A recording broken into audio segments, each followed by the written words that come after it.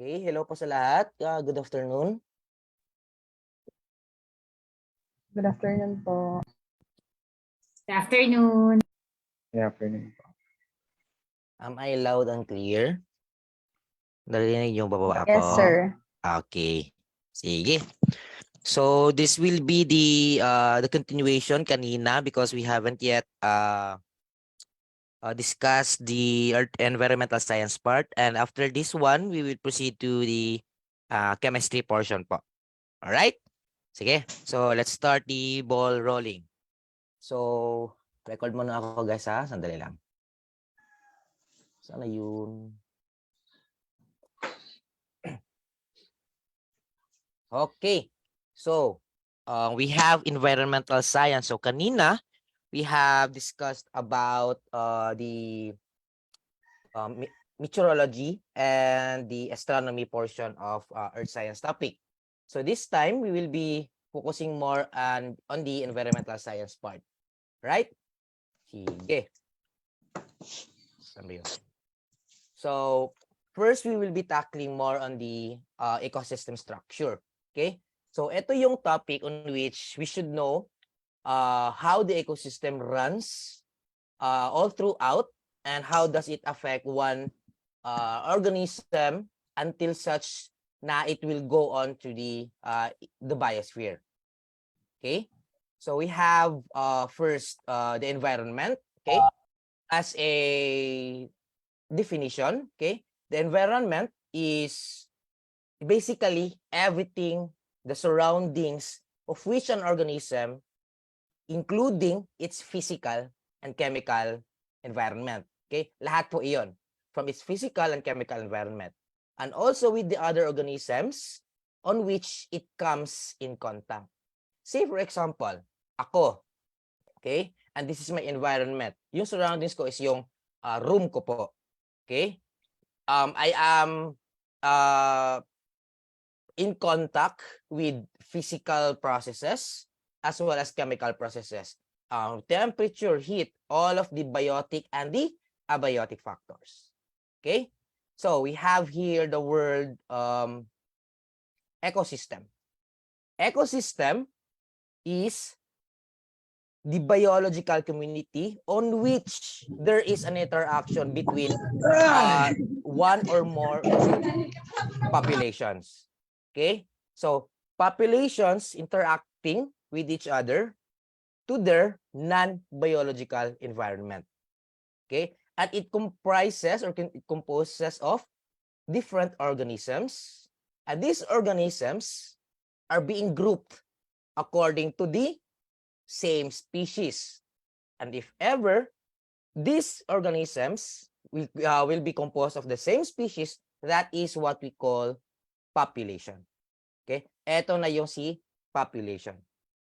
Okay? So, after which, if this population will interact with one another, given a certain area, it will form a community.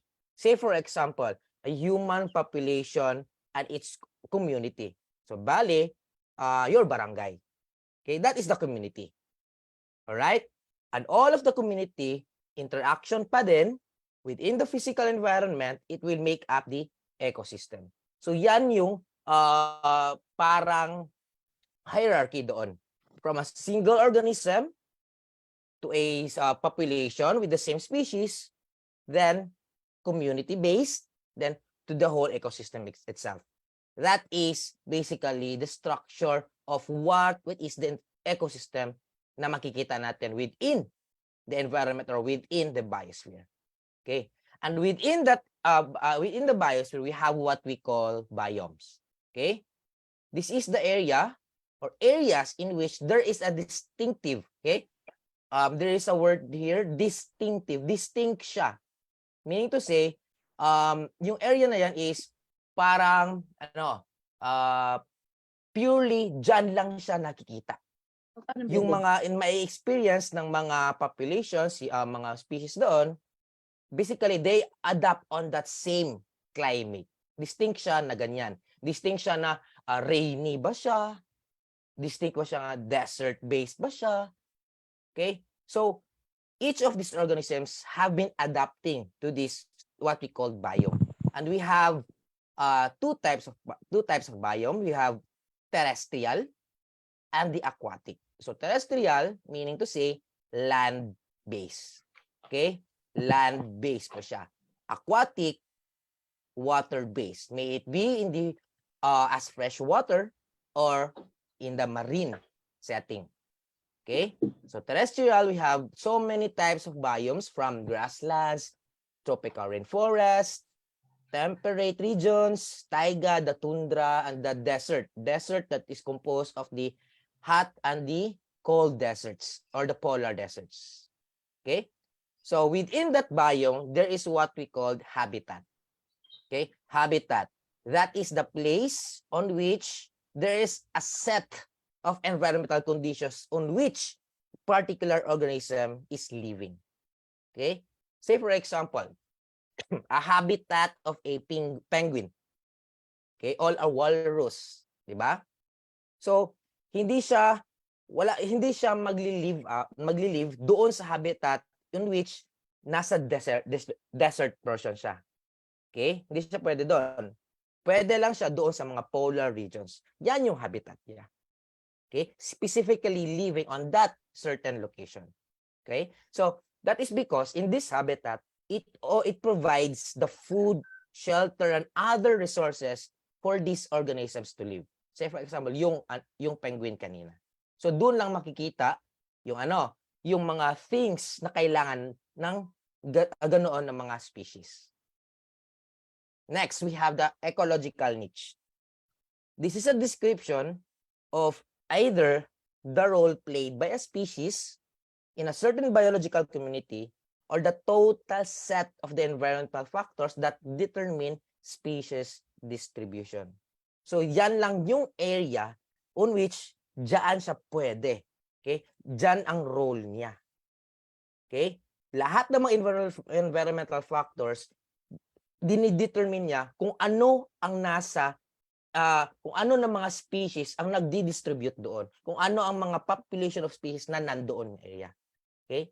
Yan yung ecological niche. Okay. So, let's go to the types of ecosystems. Okay. So, it may either be on the basis of energy, habitat, or utility. Sa energy, we have what we call natural and man-made ecosystem. Okay. Yung natural ecosystem, basically, nandyan na yan. Okay. Within nature. Yung man-made ay yung mga binibuild up natin. Say for example, give me a man-made ecosystem. Sige daw. Chat box daw. Na makikita natin dito sa Pilipinas. Or sa area ninyo.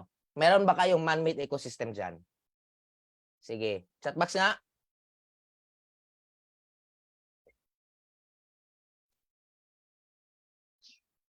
Yes, yung mga parks. Zoos. Diba? Mga ranches. Man-made ecosystem yun. Okay? Sige. Let's move to habitat. Ay, utility muna. Habitat muna. Okay. Habitat on the basis of habitat. Okay? It may be land or aquatic, as I said kanina.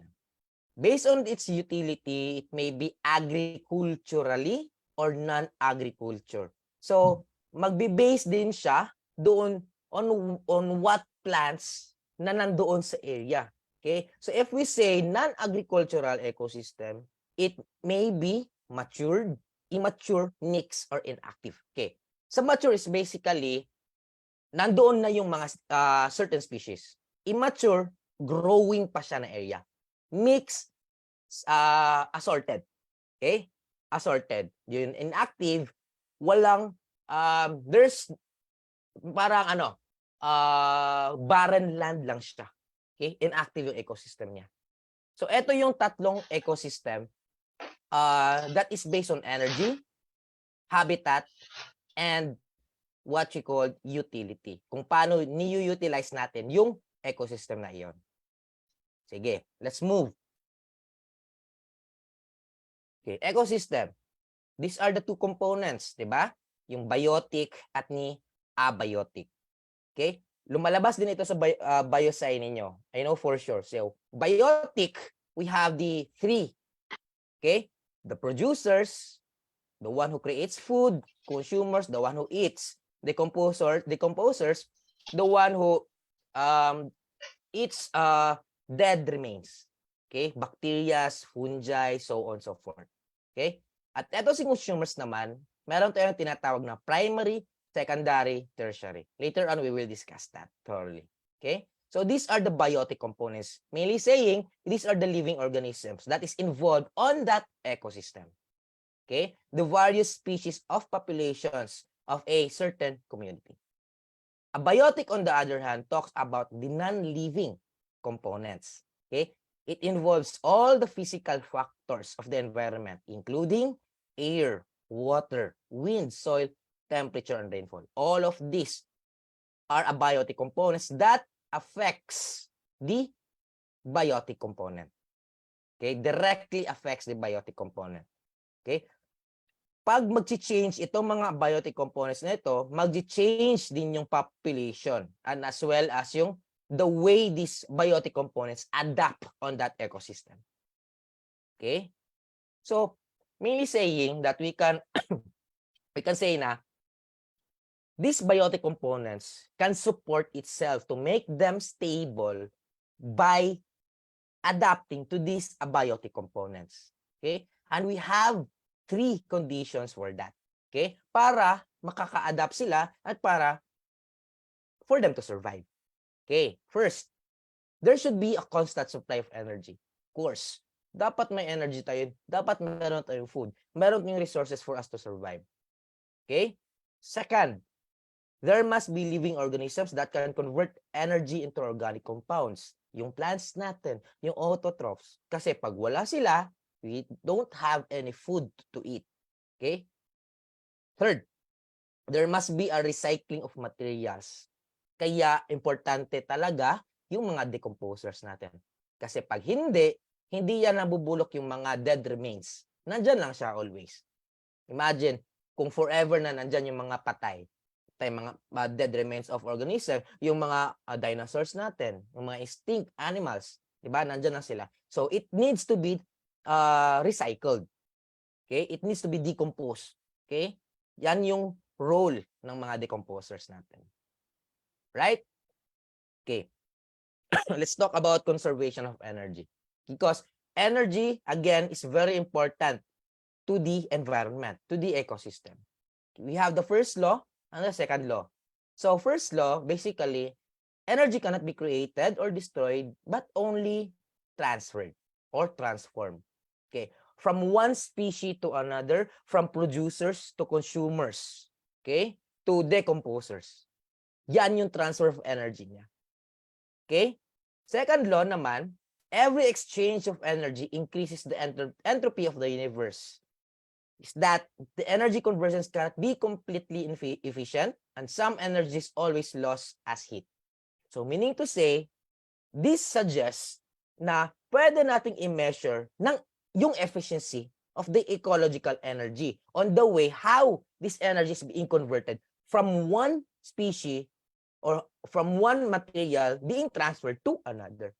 Okay. Hindi siya dapat maging 100% na makukuha mo yung energy. Say for example, yung plant, kinain natin yung plant. Hindi lahat ng energy ng plant mapapatungo sa atin. Only 10% lang. Okay? 10% of that energy na galing doon sa kinuha niyang energy nga 10% pa. Okay? So, hindi 100% guys, only 10% per level. And what do I mean by level? Is this one. Yung trophic levels. From producers, we have the autotrophs. Primary consumers, yung mga herbivores. Okay? Secondary consumers, yan yung mga omnivores. Okay? Tertiary and quaternary. And energy transfer, always 10% efficient yan. Going to the quaternary consumers. Okay? Again, 10% lang yung energy transfer niya. Say, for example, if you want to have a calculation for this, we can do this by having this NPP, the net primary productivity. So from the energy from the sun, going to the stored energy from the autotrophs, then it will be transferred. Okay? Energy used for cellular work, then energy stored as biomass. So this is the formula of the net primary productivity. The GPP minus respiration. So this talks mainly about the energy budget of the ecosystem. Okay? Energy budget. So binabudget niya yung energy all throughout from the sun, from the energy of the sun going to the producers, then to the consumers, then to the primary, secondary, and the tertiary consumers. Okay. So bini-breakdown nila yung ATP galing kay autotrophs. Okay? And this energy budget here, meron siyang mga limitations. Okay? May limitations ito kasi nag-change yung light at of course yung nutrient na kinukuha ng certain organism. Okay, light limitation. Of course, di ba? As I said kanina sa earth science natin na discussion, solar radiation depends on the area. Di ba? Nagdedepende lang sa area. And it depends on how yung pagsikat ng araw. Kung saan siya directly na naghihit doon na area. So, limited lang yon. If we compare the equator or the equator compared to the polar regions, mas kuha yung energy doon sa equator compared sa polar regions. Kaya, doon lang natin makikita yung mga tropical rainforest. Diba? Kaya madaming mga tanim dito. Okay? Compared sa polar regions. Nutrient naman, of course, iba-iba yung setting pa din. Okay? The more the light, the more the nutrients limit the production. And it depends on the geographic regions again. Kasi meron tayong oceans na water cycle nag-a-affect dito. Okay? All those the biochemical cycles, yung nitrogen, phosphorus, sulfur, carbon, oxygen. Diba? Naglilimit din yon. Kasi, nililimit niya in a sense na kung ano lang nandoon, yun lang yun. Hindi pwedeng bumabawas, hindi pwedeng sumasobra. Diba? Pag, for example, pag dumadami yung nutrient, itong area na to, itong pond na ito, ano mangyayari? Okay? Pag dumadami yung mga nitrates, ano mangyayari sa certain pond? Anong tawag doon? Chat box nga. What do you call that? Yung gumigreen, yung tubig. Ano tawag doon? Sige nga.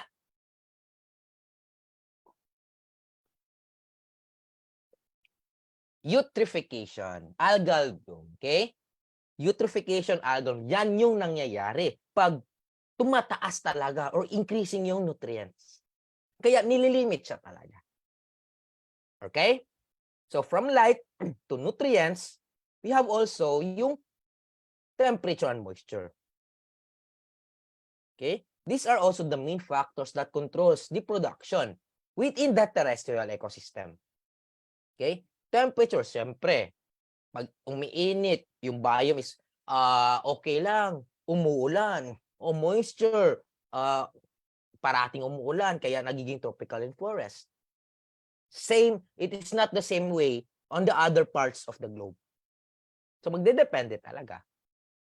Okay? So, again, ito yung nangyayari. Okay? If we value it, excuse me, from 1 million joules of sunlight, 10% lang ang makukuha sa primary producers. So, 10,000 lang from that 1 million. 10% again, nakukuha sa mga primary consumers. So, until such na maliit na yung kinukuha natin as the food chain or the food chain goes up to the tertiary consumers. Yan yung nangyayari. Okay? So with that, let's differentiate food chain and food web. Okay, food chain is the linear relationship lang. Linear lang po ha, linear. Yan yung term dito, linear. One line lang po. Okay? It is a series of producer and consumer. Feeding relationship yan. Linear feeding relationship. So food web naman, it consists of series or many food chains. Okay? That summarize lahat ng mga pathways na pwedeng makakain doon sa certain organism. Okay? For example, itong carrot, kinakain ni rabbit, kinakain ni eagle si rabbit. Itong corn, kinakain ni rat, pwede rin kainin ni snake, pwede rin kainin ni fox. Pero lahat na ito, kakain ni eagle. Yan yung food web. Okay? Sige. Food chain, food web. Let's move to the interactions. Okay? We have two types of interactions. It may be trophic or non-trophic. Si trophic, okay, herbivory, predation, parasitism. Herbivory, plant eating. Herbivores, di ba? Predation, one member kills and utilizes the other member. Okay, predator-prey relationship. That is in the trophic interaction. Parasitism, parasite, di ba? Isang member nagbe-benefit, pero yung isa is naha-harm. Yung host is naha-harm. Yan yung parasitism. Non-trophic naman is between two interactions on which either siya na commensalism, competition, mutualism, and neutralism. Commensalism, one member benefits while the other is not harmed. Okay? Commensalism, one member benefits while the other is not harmed. Competition. Okay? May dalawang species na nagko-compete for a single resource. Okay? Say for example, a ranch na merong horse at merong cow. Yung resource dyan is that grass at nagko-compete sila within that limited resources. Yan yung competition. Mutualism, members of both species benefited from their interaction. Okay? Lumalabas yan sa Gen Ed. Okay? I know for sure na dinidiscuss na ni Coach Mac. Alam niyo na to. Mutualism, both species are unaffected. So, ito yung mga interaction within a certain ecosystem.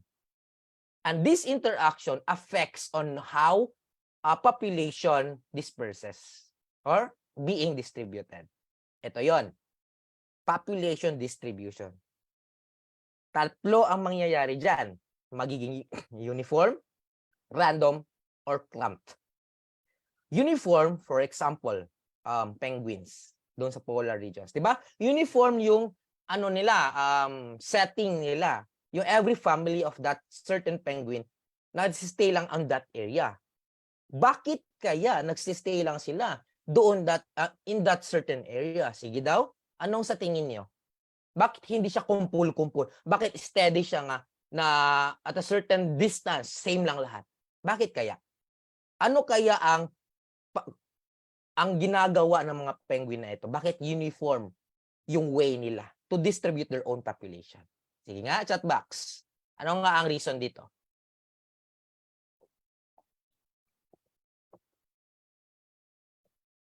Sige, bakit uniform? Or any other species na pwede ninyong maging example? What is the purpose of having this uniform distribution? Very good, Ma'am Sharin. One is to protect them from predators. Okay? Protection. Sige, ano pa? Protection, safety, ano pa? How about, yes, Sir Luigi, territorial basis. Okay? Bakit territorial? Si penguin, territorial siya in terms of his own family. Kasi, say for example, if itong family na ito, it will go to this patungo dito nga family. aawayin yan ni family dito. Kasi yung resources na is within that radius only. Sa kanya yan.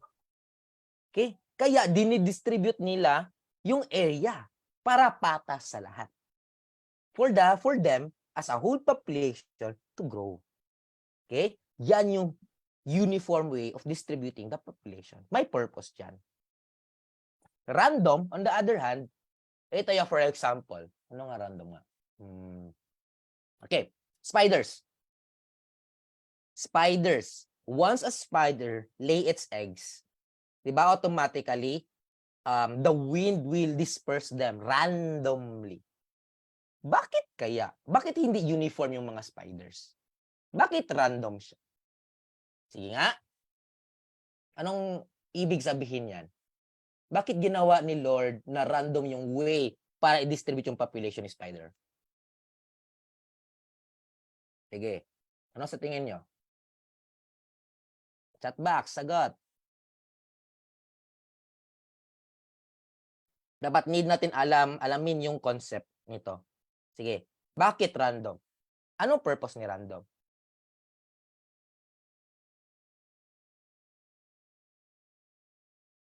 Kinakain po nila yung other spider. Pwede. Kinakain nila. Kasi, in terms of a certain way, itong spiders na to, meron siya pag undergo maturity, pwede na siyang kumain ng kanilang mga siblings. And randomly, they will be scattered all throughout. One reason for that is resources. Imagine ninyo ha, pag kayo si spider at 1,000 kayo ng mga siblings at nandyan lang kayo sa isang area na nag-form ng web. Diba? Ano mangyayari sa inyo? Magsusurvive ba kayo? Hindi. Kasi, anong nangyayari dyan is, nagkukumpit kayo for resources. Pero pag randomly, okay, akin ang lugar na ito. Malayo yung kapatid ko. Mabubuhay ako dito. Yan yung purpose dyan. Okay? Sabi ni Sir Luigi, consistent ang resources kahit saang part ng area. Very good. Pag ikaw lang isa, yan yung life sa isang spider. Diba? May iba-iba tayong way and means to survive life. And spiders do have one. Lastly, we have clumped. Ito yung pinaka-usual at pinaka-basic. For example, a pack of wolves, a pack of hyenas, elephant, herd, 'di ba? Yung mga herds. Bakit clump sila? First, safety. Because the more numbers, the more na kaya nila yung mga predators. Okay? And secondly, Delicate alarm nga. Sugan kay ang nangyari is heart secondly, diretso ma kuan. ang nangyari secondly is that pinoprotect nila yung mga children nila. Yung mga babies nila. Nasa gitna lahat in a certain herd.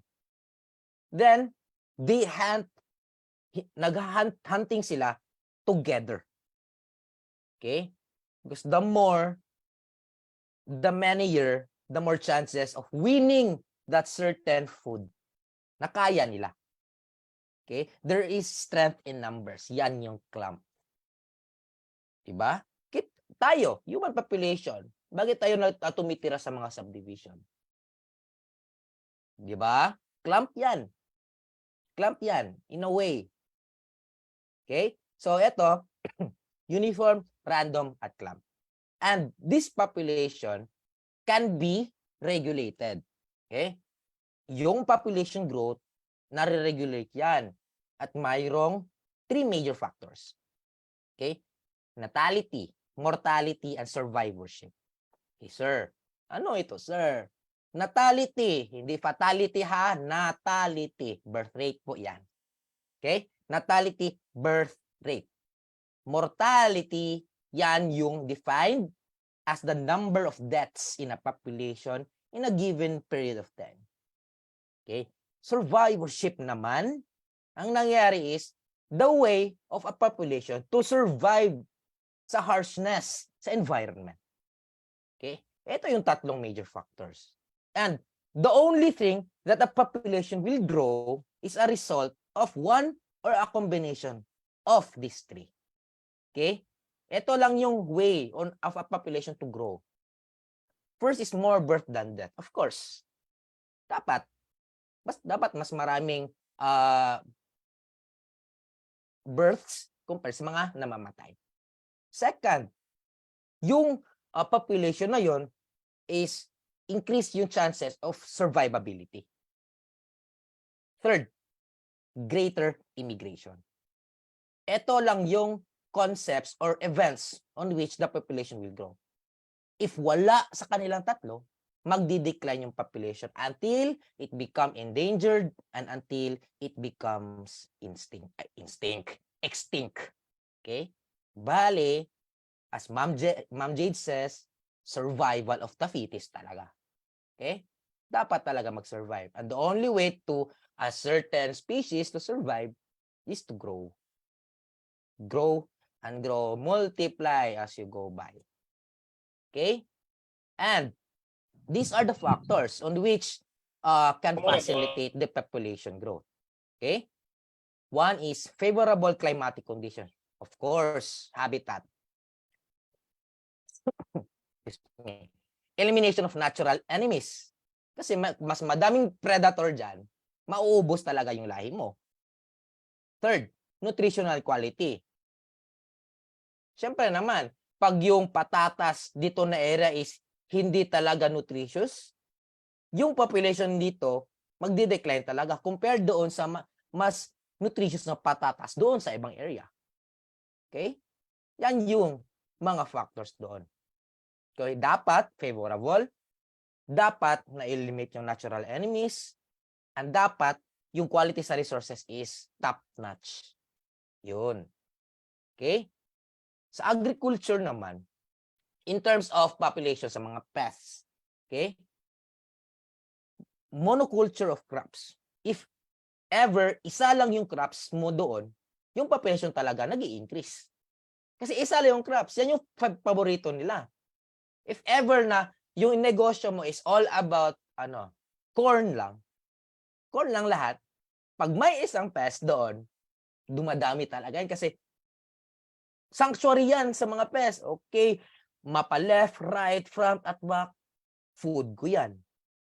Diba? High level of nitrogen fertilization. Siyempre, yung limiting resources natin, yung nutrients. Use of pesticides. Okay? Yan yung mga reason which nag-i-increase yung pest doon in terms of agriculture. Okay? And sa survivorship naman, ito yung mga three general types. Okay? You have type 1, type 2, at type 3. Hindi po diabetes po ito ha. Survivorship po ito. Okay? Type 1, type 2, and type 3. Si type 1 is tayo mga humans. Okay? Has a high death rate or low survivorship. Diba? Kasi mga mammals, ang nangyayari is possible na immediately after birth namamatay. 50-50 po yan. At as we age, di ba? As we age, kaya yung graph na yan is going low. Yan si type 1. Si type 2 naman, ito yung mga organisms na nagtetend to live longer. Okay? Low death rate siya, pero high yung survivorship niya. Okay? These organisms able to adapt within any certain harsh environment. Okay? Example for that are squirrels or yung mga large mammals. Mas taas yung life expectancy nila. Third, yung type 3 is that ang mortality niya or ang survivorship rate relatively constant during the organism's entire life. Okay? Say for example, birds, yung mga rats, mice natin. Okay? Ito yon. So, ito yung survivorship. Type 1, type 2, and type 3. And it all depends on the biotic and abiotic factors, which is 1, competition for resources. 2, territoriality. Health, di ba? Itong health, anong nangyayari ngayon after 2021, di ba, yung pandemic. And after pandemic, anong nangyari sa population natin? Human population. Di ba nag-decline? Ang graph says, statistically, yung population sa humans, nagde-decline siya as a whole population. Nagde-decrease po siya. Hindi po siya increasing. Makikita nyo, yung, diba, increasing numbers. Pero at the rate on which nagde-decrease pa din. Yan yung nangyayari ngayon. Okay? Sa anong reason yan? Siyempre, climate change. First reason yan. Main reason of the declining rate of population. Predation, toxic waste, pollutants, pollution. Okay? These are the biotic factors. Abiotic naman tayo. Climatic factors that involves rainfall, drought, extreme temperature, the anthropogenic factors, the extraction of habitat, diba? Yung mga kalupaan natin, yung mga forest, ginagawang subdivision. Diba? Kino-convert into malls. Diba? Nire-reclaim yung mga coastal areas natin para gawing coastal roads. May disturbances talaga dyan. Diba? Land cultivation, pesticides, and other toxic substances. So basically, we can say that we human beings are the ones who gives the problem sa ating environment, sa ating ecosystem. Basically, meron tayong mga impacts dito. Okay? These are the impacts. From air, of course, increasing carbon dioxide, okay? Problems in the climate, increasing temperature, okay? Also, farming, agriculture, meron din yan. Pag intensive yung farming, always nagsistrip ng land. O once we strip the lands, yung nutritional value dyan, nagdi-decrease pa din. So, may problema. Diba? And all of these things, acid rain, global warming, greenhouse effect, smogs, sulfuric acids, ano pa, water pollution, yung eutrophication, improper disposal, yung mga toxic substances, oil leaks, oil spills, sewages, di ba? Ano pa, land, soil pollution, yung waste disposal natin. Hindi nga lang natin pinipick up yung mga basura na makikita natin if we go to the city. Di ba? Pag makakita tayo ng plastic dyan, okay, bahala lang. Ignore lang natin. Di ba? And once we ignore that, ano mangyayari? Sa atin din. Sa atin din patungo. Di ba? So, malaging factor talaga yung the way that we handle our own resources. And it will really affect the whole ecosystem as it is. Okay?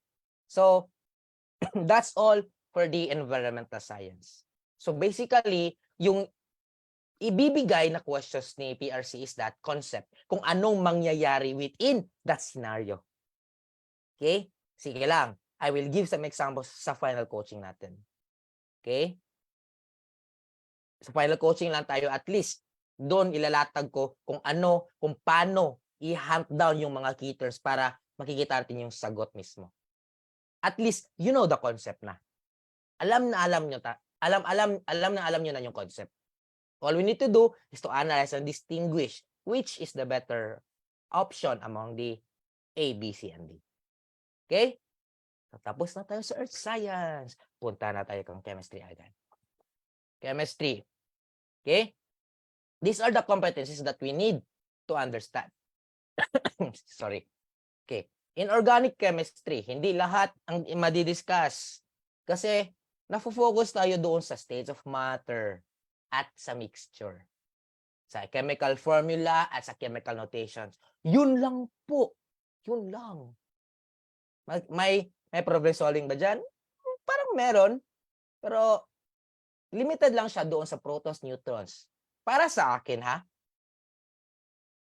Probably may lumalabas na mga 1s, 2s, 2p. Para sa akin, hindi na. Kasi, ito yung competencies natin eh. Organic chemistry naman. Relate the structural characteristics and properties. So basically, dapat yung comparison lang. Trends. within that organic compound and describing lang yung mga reactions of that organic compounds. Walang solving doon. Diba? Biochemistry. Structure, functions, reactions sa mga macromolecules. Pabalik-balik na ito. Meron din ito sa biology, I think. Okay? Bacteria, viruses, chemicals affect human health. Alam na natin ito. Diba? Kasi na-experience natin. Okay? We feel ill. We feel sick because of this bacteria, viruses, and chemicals. The only thing that we should know is that paano si bacteria, virus, at mga chemicals nag-a-affect sa atin. Ano kayang nangyayari? Okay? Later on, we will discuss that. Let's go to the inorganic chemistry. Chemistry, by definition, study of matter. Okay? At hindi lang matter, guys, ha? Hindi lang matter kasi kasama at kasali yung changes, yung mga processes na nag-a-undergo dyan. Okay? It may either be physical or chemical. And it involves also energy. Lahat ng mga phase changes nag-i-involve si energy. Kasi pag wala si energy, hindi yang mangyayari. Okay? Okay, physical and chemical. Physical change versus chemical change.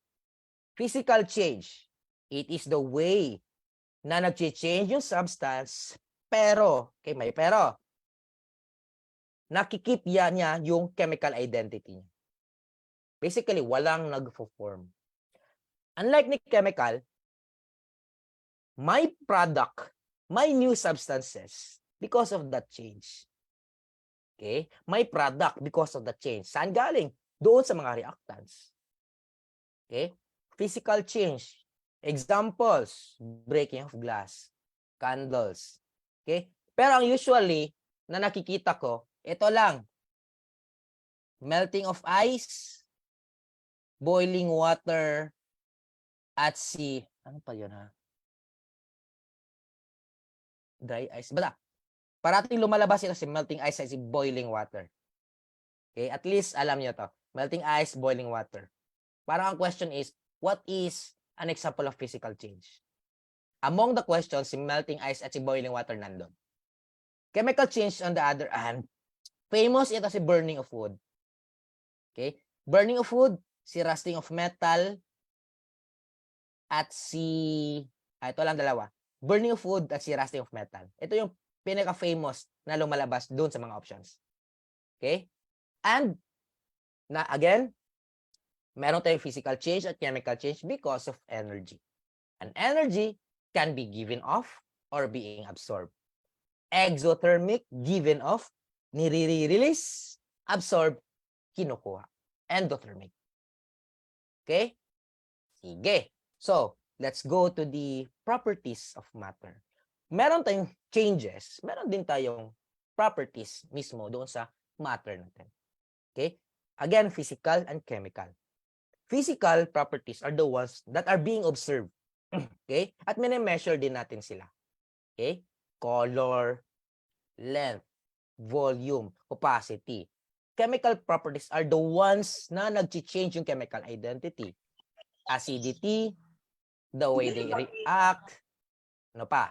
Flammability, combustion, di ba? Toxicity. And some other physical properties we have, excuse me, density, mass, luster, volume, pressure, elasticity.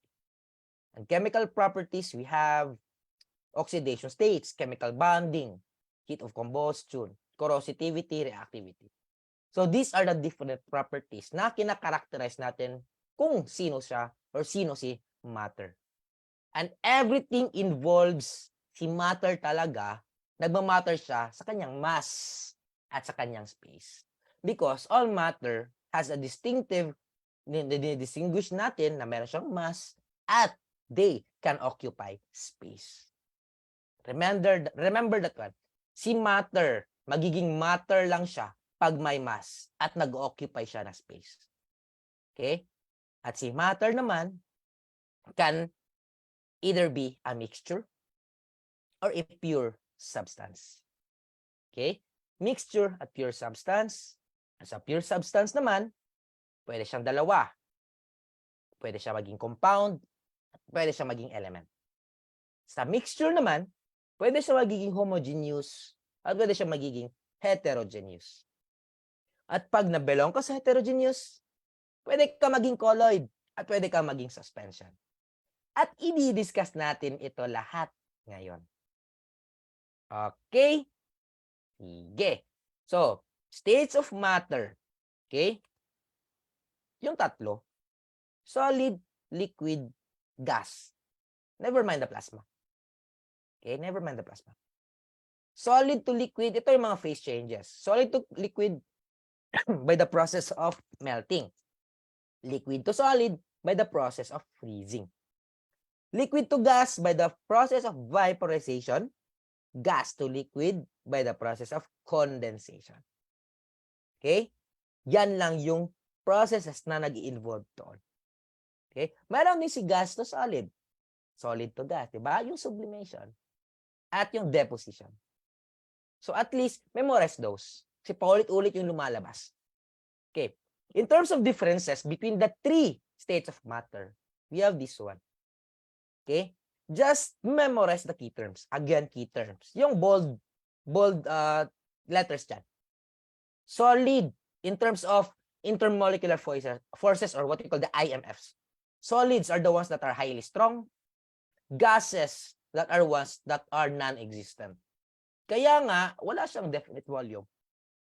Liquid, on the other hand, stronger siya than gases, but weaker siya sa solid. So, in between, intermediate siya, bali. In terms of IMF. And in terms of shape, liquids and gases do not have a definite shape. So, indefinite yung shape nila. Okay? While as is solid, kasi yung atoms nila, molecules nila, closely packed, definite yung shape niya. Okay? And in terms of spaces, intermolecular spaces, between solids, absent si space kasi closely packed sila. Walang space. Okay? Si liquid, moderately, medyo 10 meters, bale. But si gas, randomly. Okay? Randomly. Okay? Freely flowing. Free flowing. Plenty.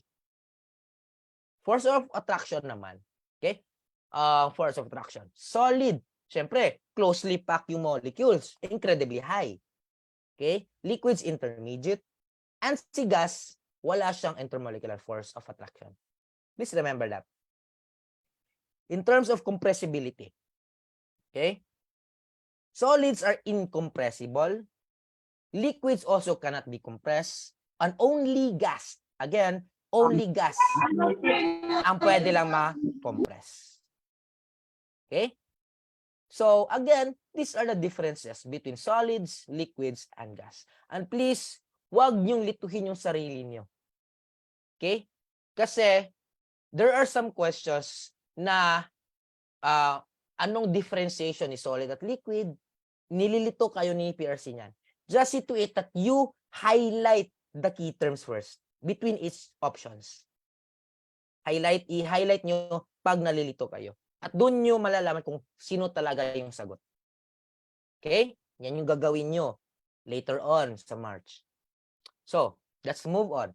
So, from matter, let's go to the pure substances. Okay? Pure substances, pwede siya maging element at pwede maging compound. And these pure substances are homogeneous. Again, homogeneous po sila lahat. And composed only of one kind of matter na merong definite chemical composition. Na may definite melting point at may definite na boiling point. Bakit definite yung melting at boiling point? Kasi isa lang yung matter niya. Isa lang yung, or definite yung chemical composition niya. Yan na siya. Okay? Kung human siya, human lang talaga. Eksakto punto yung melting point niya. Hindi nag-change. Okay? Let's go to the elements. Meron tayong tatlong element. Sige nga, what are the 3 types of elements? Sige daw. Anong tatlo? Chatbox nyo. Inom muna ako ng tubig. Chatbox. 3 types of elements.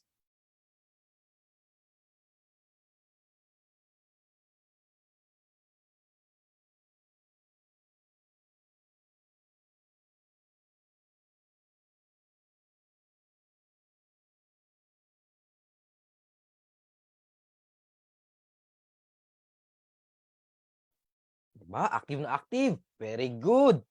The metals, non-metals, and the metalloids. Dapat alam nyo yung differentiation din nitong tatlo. Okay? Metals, in terms of luster. Okay? In terms of luster, ha?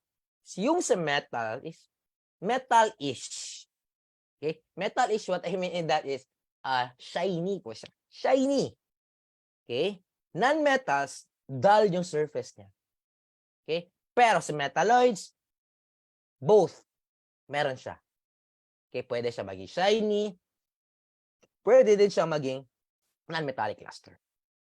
Okay. In terms of conductivity, conductivity naman, metals are the ones that are good conductors. Hindi best, hindi better, good po siya. Okay? Because there are some metals na poor conductors pa din. Good conductors lang. Okay? Metals, good conductors. Non-metals, poor conductors. Pero si metalloids, sinatawag nating semiconductors kasi pwede siya maging insulator, pwede siya maging conductor. Okay. In terms of blocks, metals are the ones belong to the S and D. Okay? Remember this. Pag metals, S and D. Pag non-metals, P block. Okay? Non-metals, P block. Metalloids, zigzag. Okay? Yan yung mga key terms dyan. Okay? Pag makikita nyo to sa stem ng question at kung ano ang ibig sabihin nito, at least alam nyo na si metals, non-metals, at metalloids yun. Right? Sige. Metals, in nature, basic po siya. Bakit basic, sir? Kasi ionically bonded. Kasi may ions. Non-metals, on the other hand, ay basically acidic. Generally acidic siya. Because they are covalently bonded. Metalloids naman, half-half siya, either sa dalawa. Metals, again, exist as cations. Okay? Cations po si metals. Non-metals, anions po siya. Okay? Anions. So, bali, si metals ionically bonded, non-metals covalently, meaning sinishare yung mga electrons niya. Kaya, si non-metals, meron siyang ability to gain electrons that easily. Okay? So, these are the different elements na part ni pure substances. And let's go to metals. Okay, punta tayo sa metals. Kasi sa metals, madami siyang properties, guys. I tell you, madami siyang properties. Ito yung mga properties niya. O, diba? Mahirap i-memorize yan. Okay? May hardness, density, durability, melting point, boiling point, conductivity, malleability, tensile strength, thermal conductivity. But if you are familiar with these properties, alam na alam nyo talaga. Okay? Let's have one word of each property. Hardness. Okay? Deformity. Ito lang. Hardness. On a way that a metal can be deformed. Okay? Density. Yung formula. Durability, wires, ha? Pag durability, wires. Melting point, liquefy, melting. Boiling point, bubble up. Okay? Bubble up. Conductivity, sabotable naman. Malleability, malleable, sheets. Okay? Tensile strength, stress. Okay? Thermal conductivity, heat. Okay? Yun lang yung mga key terms dyan. Okay? Focus lang kayo doon sa mga key terms. Okay? So, from that, let's go to the compounds. Compounds. They are made of atoms of two or more elements. Okay? Two or more elements of chemically combined. Again, ha? Chemically, hindi siya physically. Okay? Chemically combined into fixed proportions. Okay? A compound may either be a organic or inorganic compound. Organic, meron siyang carbon. Inorganic, wala po siyang carbon. Examples of organic compounds, we have sugar. Diba? Aceto, acetic acid, methane, ethylene alcohol. Inorganic, we have salt, lye, and water. Okay? Compounds also are differentiated if ionic ba siya or covalent ba siya. Okay? So, ionic compounds, they have positive and negative ions that are being held together, okay, by these intermolecular forces of attraction. Si covalent compounds naman are the ones that are discrete and that has individual molecules. Basta, always remember si ionic, may ions yan. Okay? May ions yan. Okay? The result of a transfer of one electron from a metal sa non-metal. Ha? Ionic compound, metal to non-metal. Covalent compound, di ba? Covalent bond, non-metal to non-metal. Sinishare lang niya yung electrons. At ang resulta sa ionic compounds, yung cations and anions. Kaya, sa isang compound natin, merong tatlong designation. Pwede siya maging acid, base, or salt. Okay? Acid. Please remember H+. Yun lang. H+ lang. Bases, OH negative. Okay? Ito, lumalabas sa Gen Ed. Ito. Parati ito. Bag base, bitter, slippery. Okay? Ito, alam nyo na to. No need to discuss this one. Acid, whenever it reacts to metals, nagpo-produce siya ng hydrogen gas. But, if nagre-react siya sa isang base, si acid plus base, it will produce salt. And not only salt, included din si water. Ano si salt? Si salt yung crystalline compound na na-form as precipitate. Okay? Nandyan yung term na precipitate. Okay? Precipitate yung tawag dyan. Yung crystalline compound. And these salt are actually electrically neutral. And generally soluble. Okay? Yan lang yung mga terms dyan. Kasi, si chemistry, more likely, focus siya sa mga terms. Pag alam niyo ang mga terms na ito, kung anong purpose niyan, sisiw na yung exam niyo. Sige. Let's go from the different uses of these compounds. Acids. Usually, lumalabas ito. I tell you. Acetic acid, anong use niya? It is used as food preservative or food additive. Okay? Familiarize lang po, guys. Acetic acid, preservative yan, pwede ding additive. Boric acid, fireproofing. Okay? Or antiseptic. Citric acid, food additive pa din, or what we call natural flavoring. Okay, yung mga citrus fruits.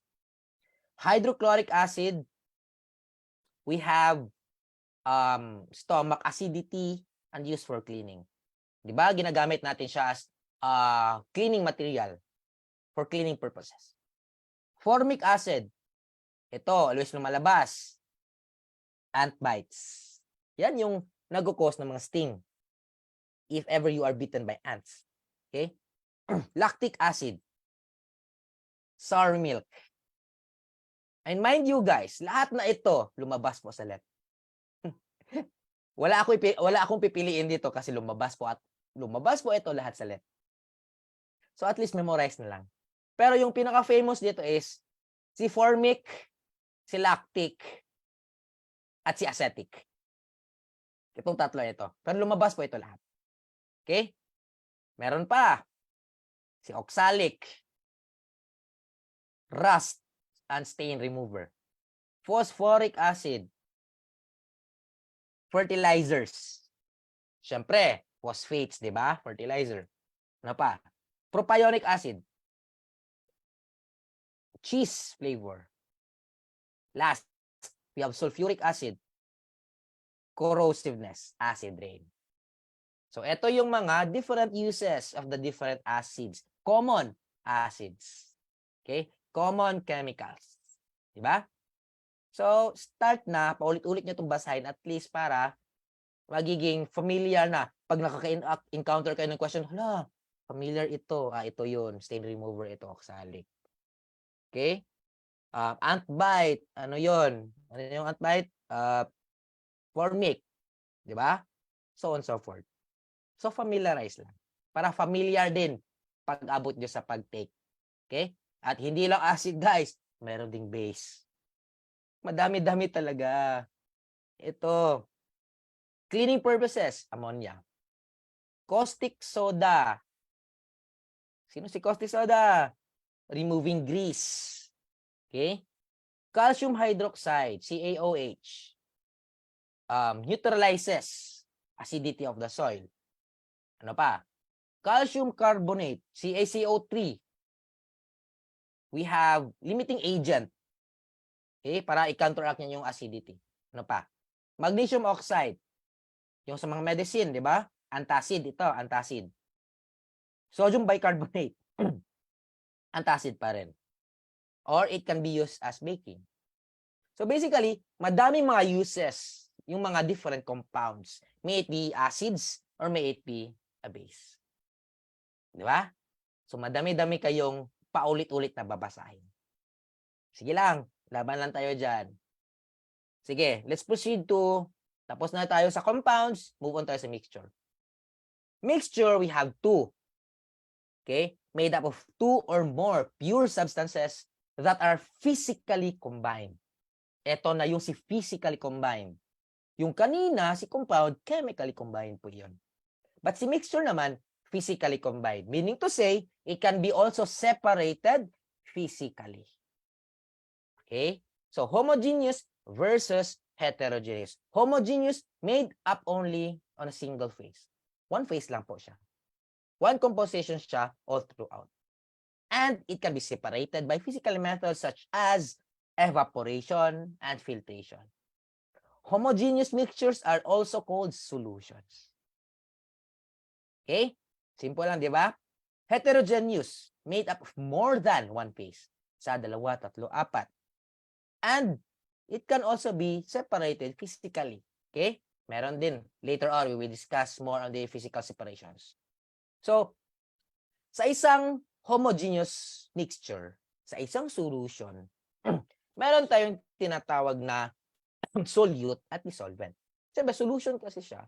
Nag-involve siya between a solute, solid solute, and a solvent. Okay?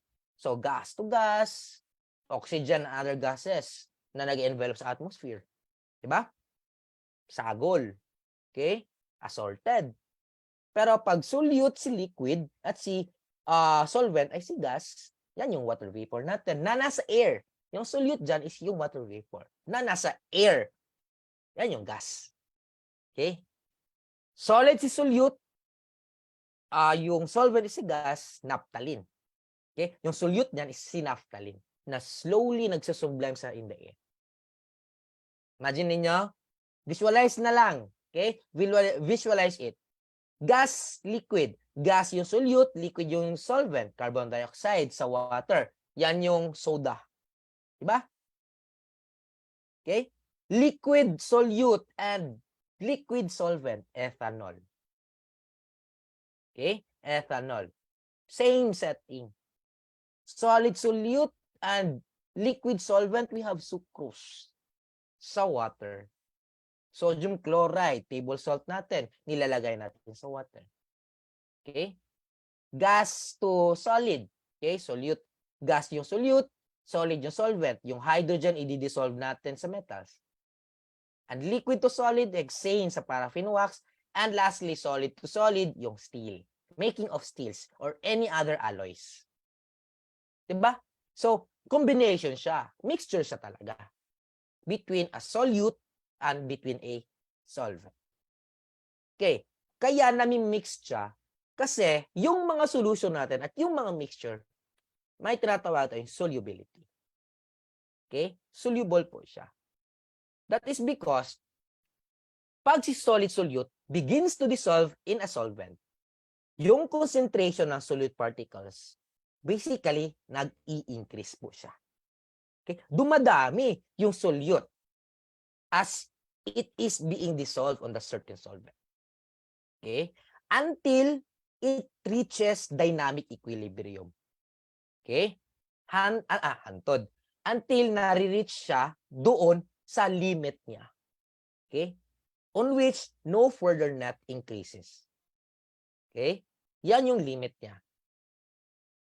Pero, if ever yung solution na nasa equilibrium niya with undissolved solute, okay? Meron ng mga solute na undissolved, yan yung tinatawag na saturated solution. Okay? Saturated na po siya. Okay? And meron din tayong tinatawag na supersaturated solution. Okay? This is a possibility na magfo-form siya whenever a solution will contain a greater amount of solute. So, greater than yung amount of solute compared doon sa saturated solution. Yan si supersaturated solution. Okay? And the process of which a solute is being dissolved on a solvent, that is what we call solubility. Okay? Solute plus solvent being dissolved together, solution. Pag yung solution, kini-crystallize natin, siniseparate natin, magiging solute plus solvent doon. Okay? And this solubility, meron siyang mga different factors na pwedeng mag-affect sa kanyang increasing or decreasing. Okay? So, these are the factors. First, we have solute-solvent interaction. Okay? So, the way on which the solute is interacting the said solvent. That is because if these polar liquids tend to solve readily in polar solvents. So, basically, always siya, pag polar, nag-tend to dissolve lang siya sa isang polar solvent. Okay? And also, if this pair of liquids, if mimimix natin siya in all proportions, they are considered miscible. Pero, okay, may pero, pag yung liquids na hindi siya nagmimix, yan yung mga immiscible. Sige daw, give me an example of a immiscible mixture. Sige nga. Immiscible mixture. Water and oil. Thank you for that, Sir Luigi. Water and oil. That is an example of an immiscible mixture. Hindi nagmi-mix si oil at si tubig. Okay? Baka kayo, sooner or later, magiging chemist kayo. Meron kayong ma-discover na ma-mix natin si oil at si water soon. Pero immiscible siya ngayon. Okay? Hydrogen bonding. Okay? Pag hydrogen bonding, meaning to say, yung interaction niya between the solute and the solvent may lead to high solubility. Okay? Pag may na-encounter kayo in terms of solubility, si hydrogen bonding, high agad siya. High solubility. Okay? Meron pa. Yung factor din si number of carbon atoms. Okay? Because the more carbon atoms, the more na ma-affect yung solubility. The more it will dissolve. Okay? And all of these things will tell us that like dissolves like. Yan yung general characteristic. The only way that a solute to be dissolved on a certain solvent, it should be that parehas siya dapat. Okay? Parehas siya in terms of polarity. Like dissolves like. So, ito yung sa solute-solvent interaction. Let's have another example. Temperature effects. Of course, factor talaga si temperature. Diba? Yung solubility kasi, sa most solid solutes, it will always increase pag ini-increase natin yung temperature. Diba? Let's try to have a comparison. That is, mag-visualize natin. Okay. You are making coffee.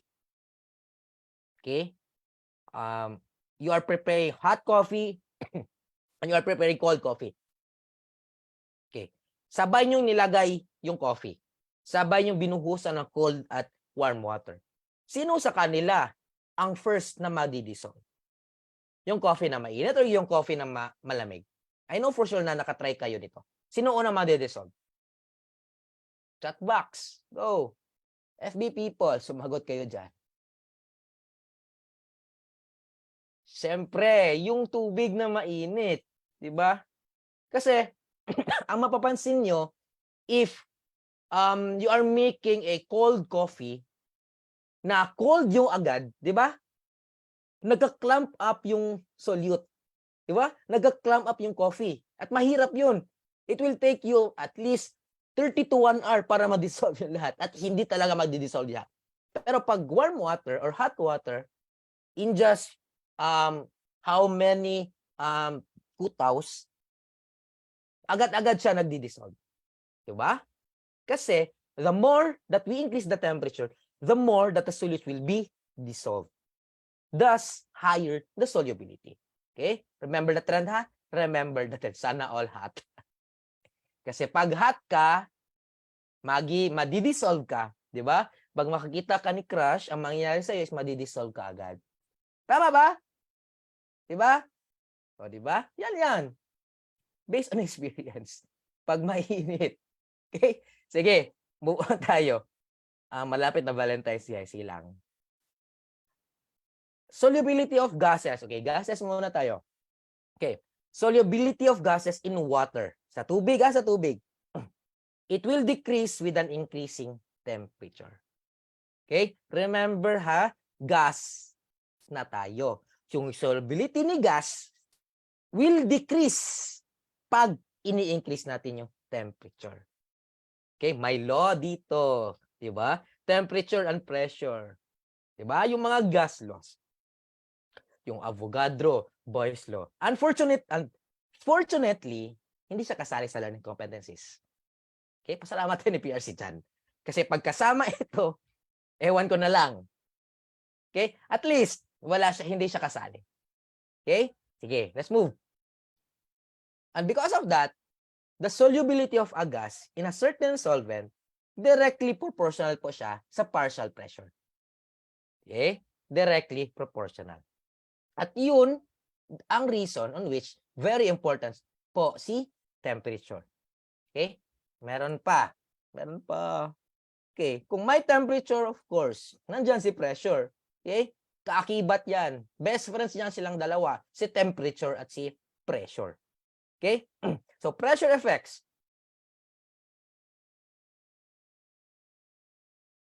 Okay? The solubilities of solids and liquids are not appreciably affected by pressure. And yung solubility ni gas lang in any solvent, pag ini-increase natin, yung pressure is basically nag-i-increase din. Okay?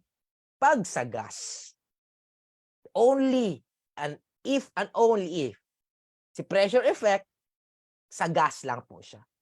Hindi siya na-affect doon sa solid at ni liquid. Please remember that one. Pag si pressure, gas agad. Pag may solid at liquid dyan, X na yan. Okay? Sa options. Okay? Again, pag pressure effects in terms of solubility, focus tayo kay gas. Right? Remember that one. Okay, madami na kayong dapat ipapamiliarize. Kailangan. Laban lang, guys. Okay? And because of that, we have ways of expressing a concentration doon sa solution. Okay? Remember these people here. Excuse me. Okay? Remember niyo ba ito? Mass percentage, molarity, molality, mole fraction. Okay? So, pinipresent ko lang ito, at least alam nyo kung paano mag-solve nito. Basically, basic lang to. So, percent by mass, kung ano yung mass sa solute, over lang sa subsolvent, yan yung percentage niya. Percentage of that solute within that solution. Okay? Molarity, we are talking about moles over volume. Okay? Yung moles sa solute over volume.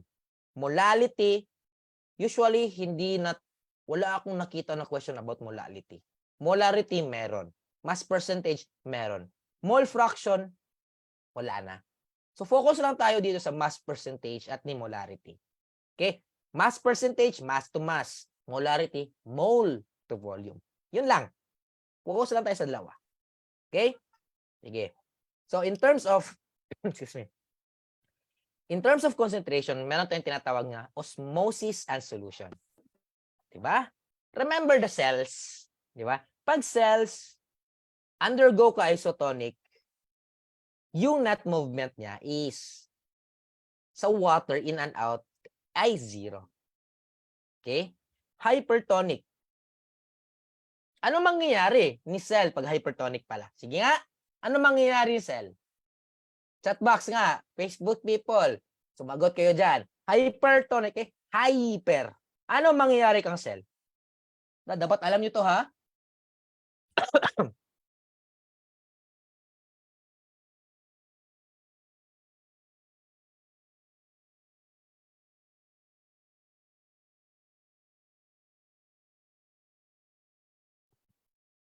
Very good. I'm so happy kasi alam nyo yan. Kasi always siya paulit-ulit at hindi lang isang question. At least 3 questions yan sa let. Trust me. Lalabas din yan sa Gen Ed. So, hypertonic, shrink. Okay? Shrink siya kasi nade-dehydrate yung cell. Okay? Pag hypotonic, swell. Burst. Swell or burst. Okay? Just remember, hyper shrink, hyposwell. Hyper shrink, hyposwell. Okay? Sige. So, from osmosis to solution, let's move on sa electrolytes. Sino si electrolytes? Okay? Sino sa electrolytes? Si electrolytes ay yung mga substances na present sa solution as what? As ions. Diba?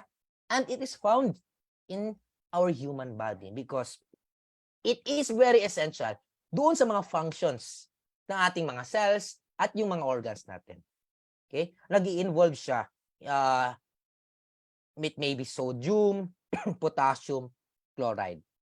Okay? Sodium, critical siya on which our own cells generates these electrical signals.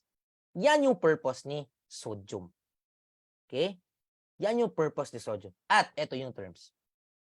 Hypernatremia. Excess, hypo, decrease. Okay? Natremia, pag sodium. Potassium, nire-regulate niya yung heartbeat. At ini-improve niya yung function ng mga muscles. Okay? Si potassium naman, kalemia, hyperkalemia, and hypokalemia. Chloride, it helps the body maintain a normal balance. Okay? Normal balance. Hyperchloremia and hypochloremia. Last, we have bicarbonate. Okay? It acts as a buffer to maintain acidity. Pag bicarbonate, pH blood. pH blood. Okay? Sodium, electrical signals. Potassium, heartbeat. Okay? Chloride, balance of fluids rather, sorry. Bicarbonate, pH. Okay? Just memorize those ones. Okay? So, we are all done sa homogeneous mixture. Yay! Meron pang heterogeneous mixture, guys. Pero, always na lumalabas kay Let is all about colloids. Famous lang si colloids. Kasi, ina-associate natin kay Tyndall effect. Okay? Pero, si heterogeneous mixture, may suspension at may colloidal system. So, between these two, si suspension, dyan yung mga mixture na nagsisettle out siya upon standing. Have you ever observed a medicine na suspension yung way niya? Diba? May lumulutang doon. Yan yung suspension. Okay? Colloid, on the other hand, these are the dispersed particles. Okay? That is intermediate in size between those of a solution and a suspension. And if we are talking about sizes, okay? Sizes, yung particle size, si suspension ay mas maliit compared kay colloid. Okay? Suspension, 1 to 1,000 nanometers. Okay? So, they are dispersed. They are large molecules. Pero si colloid naman, over than 1,000. Okay, antibiotic. Thank you for that, Ma'am Iris. Antibiotics talaga. Okay? So, for suspension. Need ako niyan. Need ako ng antibiotic. May ubo kasi ako. Baliktad ba? Wait lang.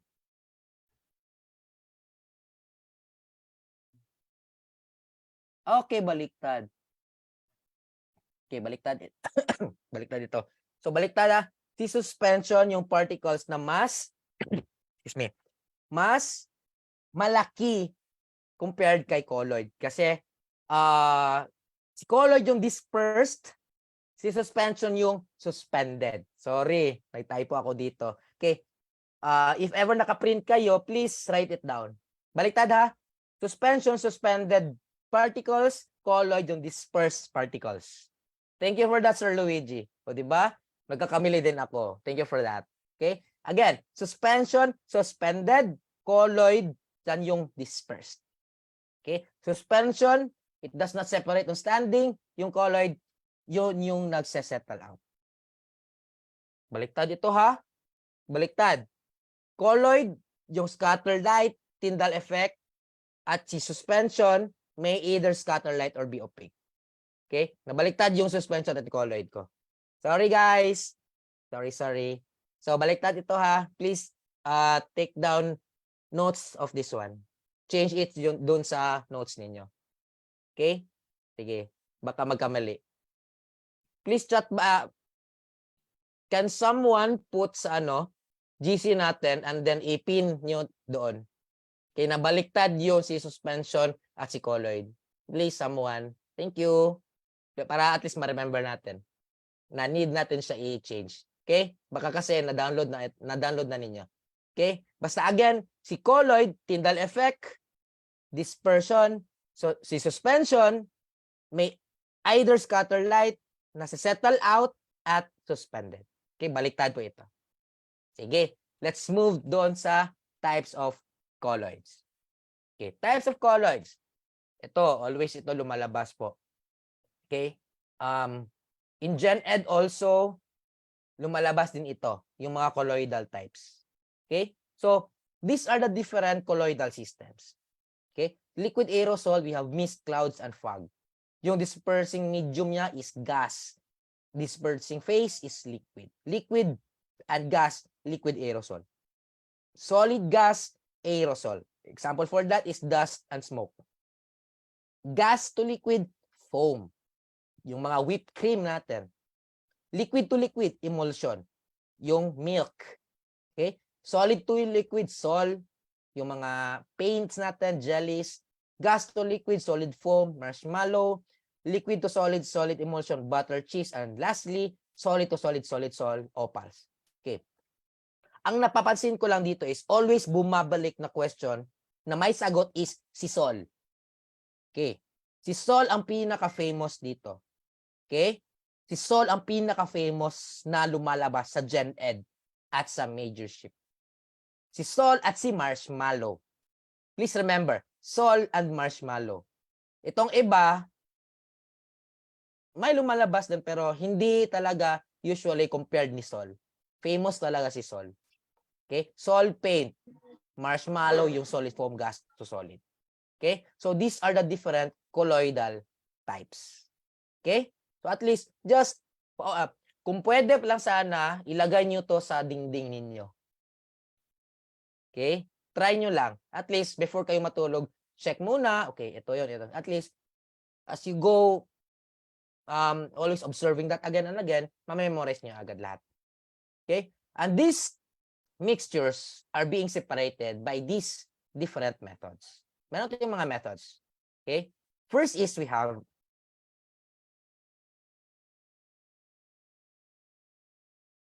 filtration. Second, we have crystallization.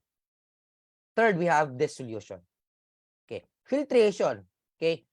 Insoluble solid from a mixture. So, from a mixture, sineseparate natin to the process of filtration, finifiltrate natin, at yung insoluble solid, yan yung naiiwan. Yan yung precipitate. Okay? Say for example, nag-evaporate tayo ng sodium chloride solution. 'Di ba? Naiiwan yung solid salt. Yung liquid water na evaporate. Yan yung mangyayari. Crystallization. It is a method to separate soluble solid from its solution that is based from different solubility of solids. Okay? From solid to the solubility difference between that another solid in water. Okay? Crystallization. Dissolution. It separates a volatile liquid from a non-volatile one. Ito, always to lumalabas, dissolution. Again, dissolution, volatile from a non-volatile. Simple distillation is just simple distillation. Yung sa water systems natin. Okay? Ito, famous ito, si fractional distillation. Lumalabas po ito. Okay? Fractional distillation, 2 or more immiscible liquids with different boiling points. So, sineseparate natin yung dalawang immiscible liquids. At yung unang nagdi-distill out, yan yung liquid na lowest or the lower boiling point. At yung last one standing, yan yung liquid na may highest boiling point. Kasi inuuna niya na dinidistill yung first na iniinit. Okay? From a certain temperature, di ba? As you increase the temperature, it will reach a certain boiling point. At yung unang magre-reach ng boiling point, the lowest, that is the first one to distill. The last one to be distilled, that is one na mas higher yung boiling point. Yan yung fractional distillation. Okay? We have also the sublimation. Sublimation, process of changing solid to gaseous state. Example for that, yung naphthalene balls. Okay? Naphthalene balls. Sige. Recall tayo. Classifications of matter. We have matter, pure substance, and mixture. Sa pure substance, meron tayong element at meron tayong compound. Sa mixture naman, may homogeneous tayo at meron tayong heterogeneous. Okay. So, that is all for the discussions doon sa matter. Puntaan naman tayo kay chemical notation. Okay? Chemical notation. Ito yung the way we organize, okay, the different elements. Okay? Ino-organize natin by its mass number and atomic number plus its symbol. Sa mass number again, mass number, equivalent siya doon sa protons and neutrons. Si atomic numbers, basically, yan yung number of protons. Sige lang. I will give many examples of this type of question pag abot natin sa final coaching. Okay? Magsosolve tayo dyan. Alright? But for the meantime, let's just do the concepts. Later na yung mga solving. Okay? Ito lang, focus lang tayo dito. Kasi more or less, at least 3 or at least 2 na question about this one ang lalabas. Of course, when we talk about chemical notation, famous din si isotope. Okay? Isotope. These are the ones that refer to atoms na merong same elements pero magkaiba yung atomic number. Ay, no. Having the same atomic number, magkaiba yung mass number. Okay, again, isotope, same atomic number, same number of protons, but different mass number. Yan si isotope. Okay. Before we proceed with the chemical formula and the chemical notation, let's have some trivias about the scientist that involves on the atomic and molecular scale. Okay? Democritus. Okay, Democritus. Yan yung si Atomos. Siya yung nag-introduce sa concept of atoms. Please remember, Democritus, Atomos. Atoms. J.J. Thomson. Sige nga, sino si J.J. Thomson? Ano ang ginamit niya na instrument? Chatbox, FB people, comment dyan. Comment down. Larga. Anong ginamit niya na instrument?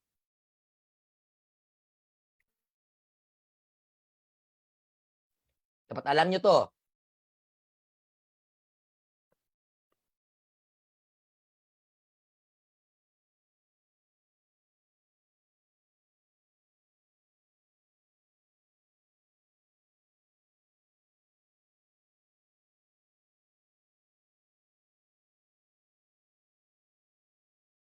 Sorry.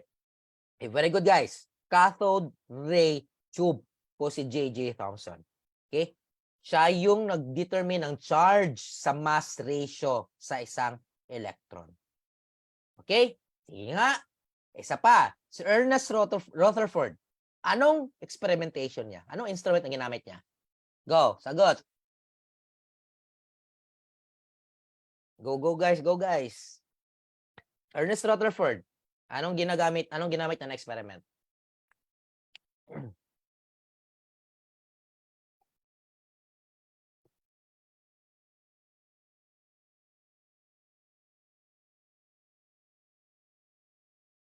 Okay, very good. Alam na alam. Alpha scattering experiment.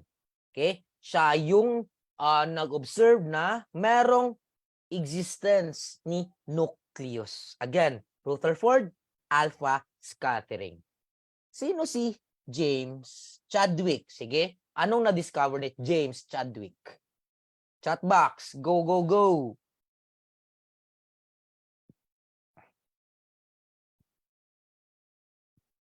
Okay, siya ang na-discover ng neutron.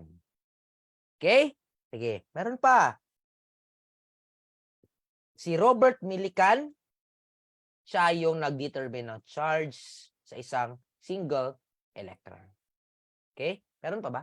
Okay. Ito lang yung mga famous scientists na need nyo memorize. Okay.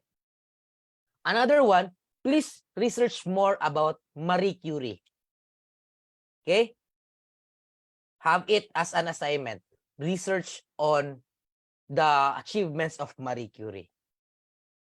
Yan yung bonus ko sa inyo.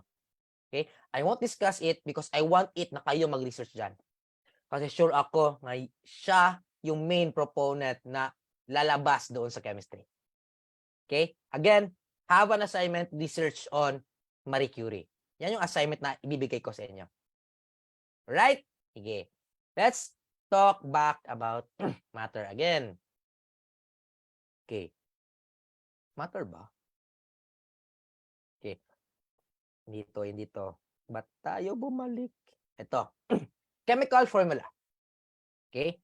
Chemical formula is just a representation. Okay? That we are using to denote one molecule of pure substance. Okay? Ito yon, NaCl. Representation. Diba? And it also indicates the relative amount of atoms of each element. For example, H2CO3. Diba?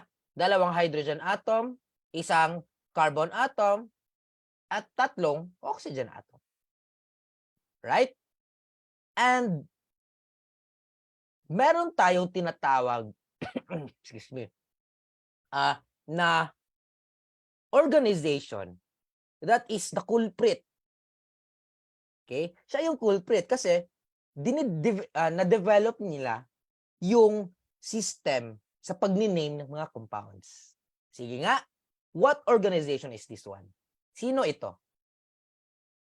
Okay. Memorize. Very good. I like that. IUPAC. Okay? IUPAC. Sige.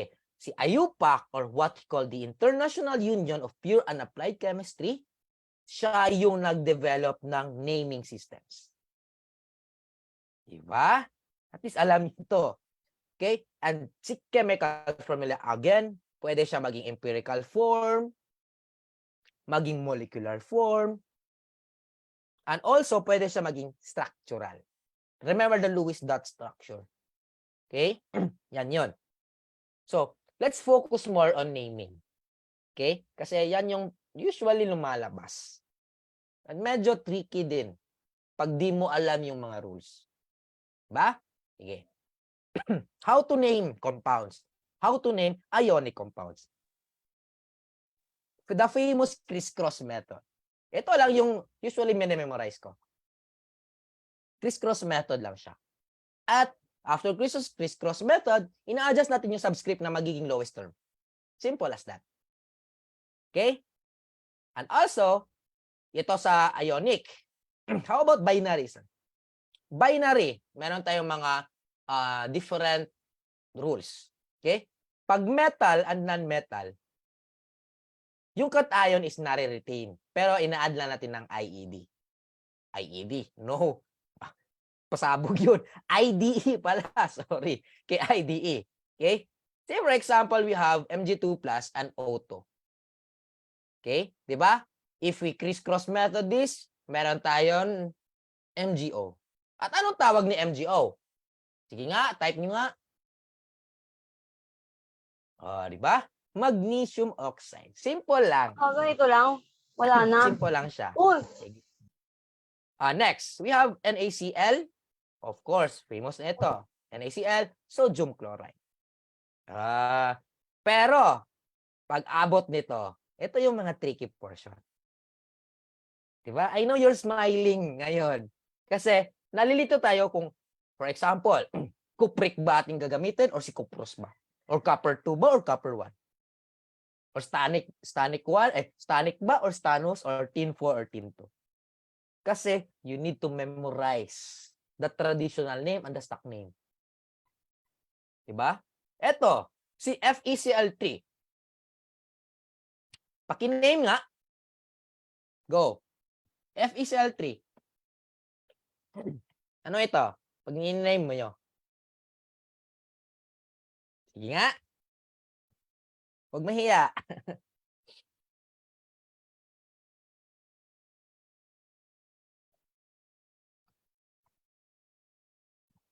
Ang sagot nito ay si ferric chloride or iron 3 chloride.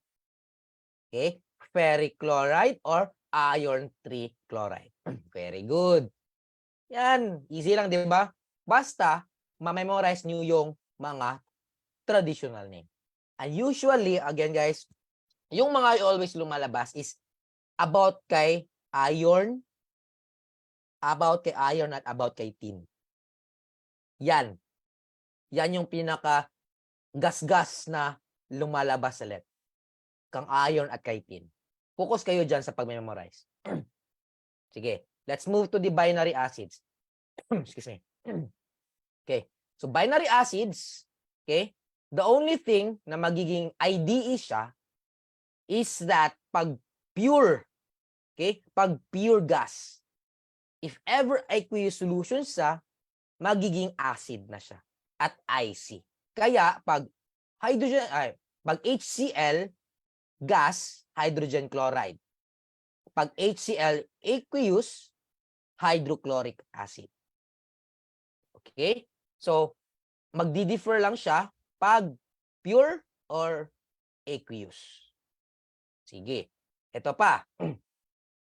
Yung mga Greek prefixes, yung mono, di, tri, so on, so forth.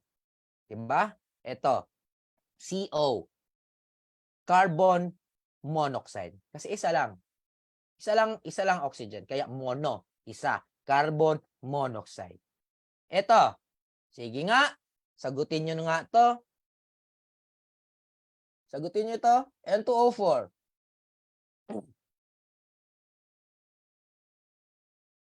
Sige, sige. Sana yung iba. Gising, gising, gising, gising.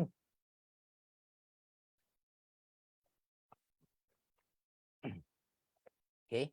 Very good. Dinitrogen tetroxide. Kasi apat. Tetroxide. Diba? Simple lang. What if, sir, ternary compounds? Okay? Pag ternary compounds, basic lang. Okay? Kasi, ang nangyayari dyan is, ini-name lang natin si cation at si anion as it is. Okay? As it is lang. Kasi, meron tayong mga formula dito.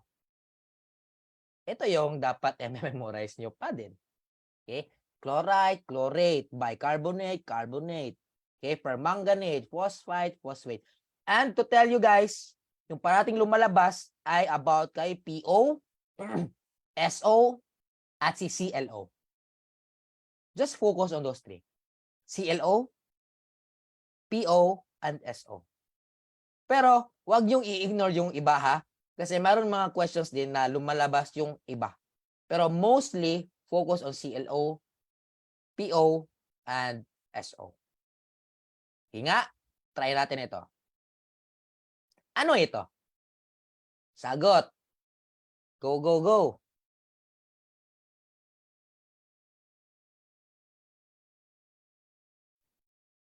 Sagutin nyo yan.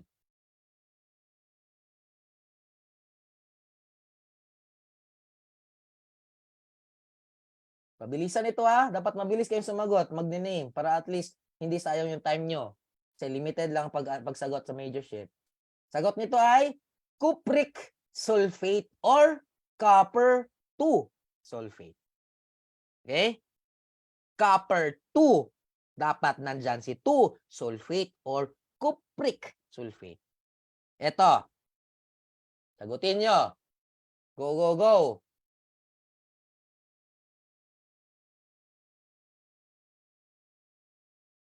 Sige, hintayin natin yung iba.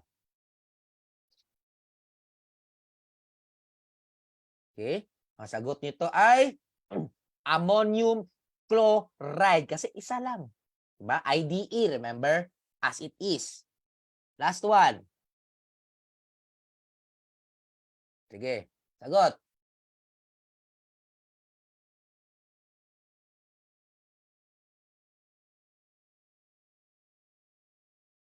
Ito.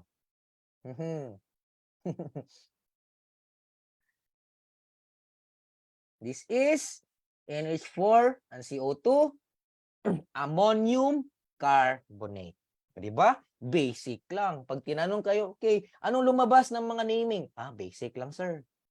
Okay? Yes, wala subscript. Kasi, purpose ko yan. Kasi usually, walang mga subscript na inilalagay. Maraming typo. Madami talagang typo. Kaya mag-ingat po kayo. Okay? At least alam nyo na carbonate talaga ito.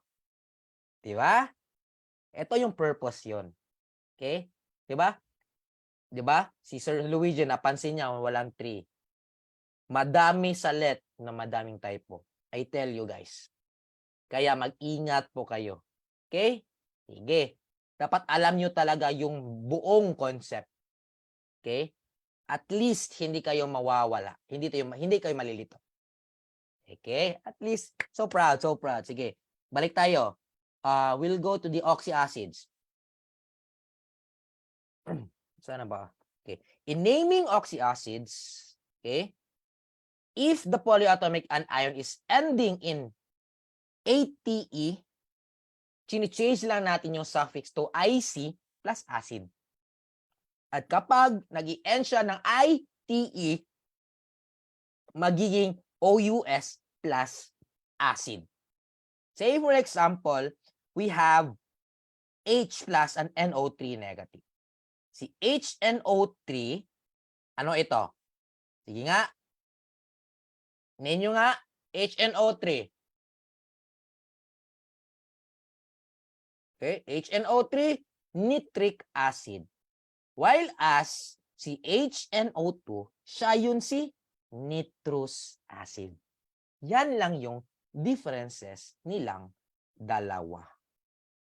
Diba? Simple lang. Simple lang mangarap. Kaya nyo yan. Okay? Dapat abutin natin ang ating mga pangarap. Okay? So much for the naming. Let's move on doon sa periodic table. Ito. Dapat nandyan na si periodic table sa inyong mga dingding ngayon. Okay? Si periodic table, please remember Dmitry Mendeleev. Kasi siya yung reason bakit kayo naghihirap sa chemistry, especially sa periodic table. Kasi siya yung nag-arrange ng periodic table natin according to its atomic number. Okay? Sa periodic table, may tinatawag tayong periods. Yan yung mga rows. Okay? Si group, yan yung mga columns. Okay? Yung vertical. Okay? And please remember the different groups. Ito yon. Okay. Alkali metals, 1A. Alkali earth metals, 2A. Boron, 3. Carbon, 4. Nitro, 5.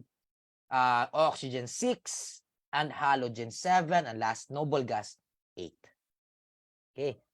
Usually, yung mga lumalabas dito, pag sa question and answer portion, is kung ano ang mga, what group is this in itong si halogen, 7A. Ito, parating lumalabas, 7A. At si, wait, sino ngayon? 7A at si 4A. Yan yung parating lumalabas. Si carbon at si halogen. Okay? Si carbon at si halogen. From these different groups, ang mahirap lang i-memorize is etong si from 3A to 8A. Kasi basic lang si 1A, 2A, alkali at si alkali earth. Pero pagdating dito, always memorize lang si carbon, carbon 4 at halogen 7. At immediately madidetermine ninyo na si boron, si 3, nitrogen 5, si oxygen is in between na nasa kapatid niya sa left side, si halogen at si right side, si noble. So just focus on remembering halogen 7 and carbon 4. Yun lang. Tips ko na yan sa inyo. Focus on that too. Okay? And the following trends. Ito, maraming mga comparison questions with respect po sa periodic table. And you should memorize each and every trend nito. Okay? As you go down, nag-i-increase yung atomic radius, from left to right, increasing ionization energy, increasing electronic affinity. Okay?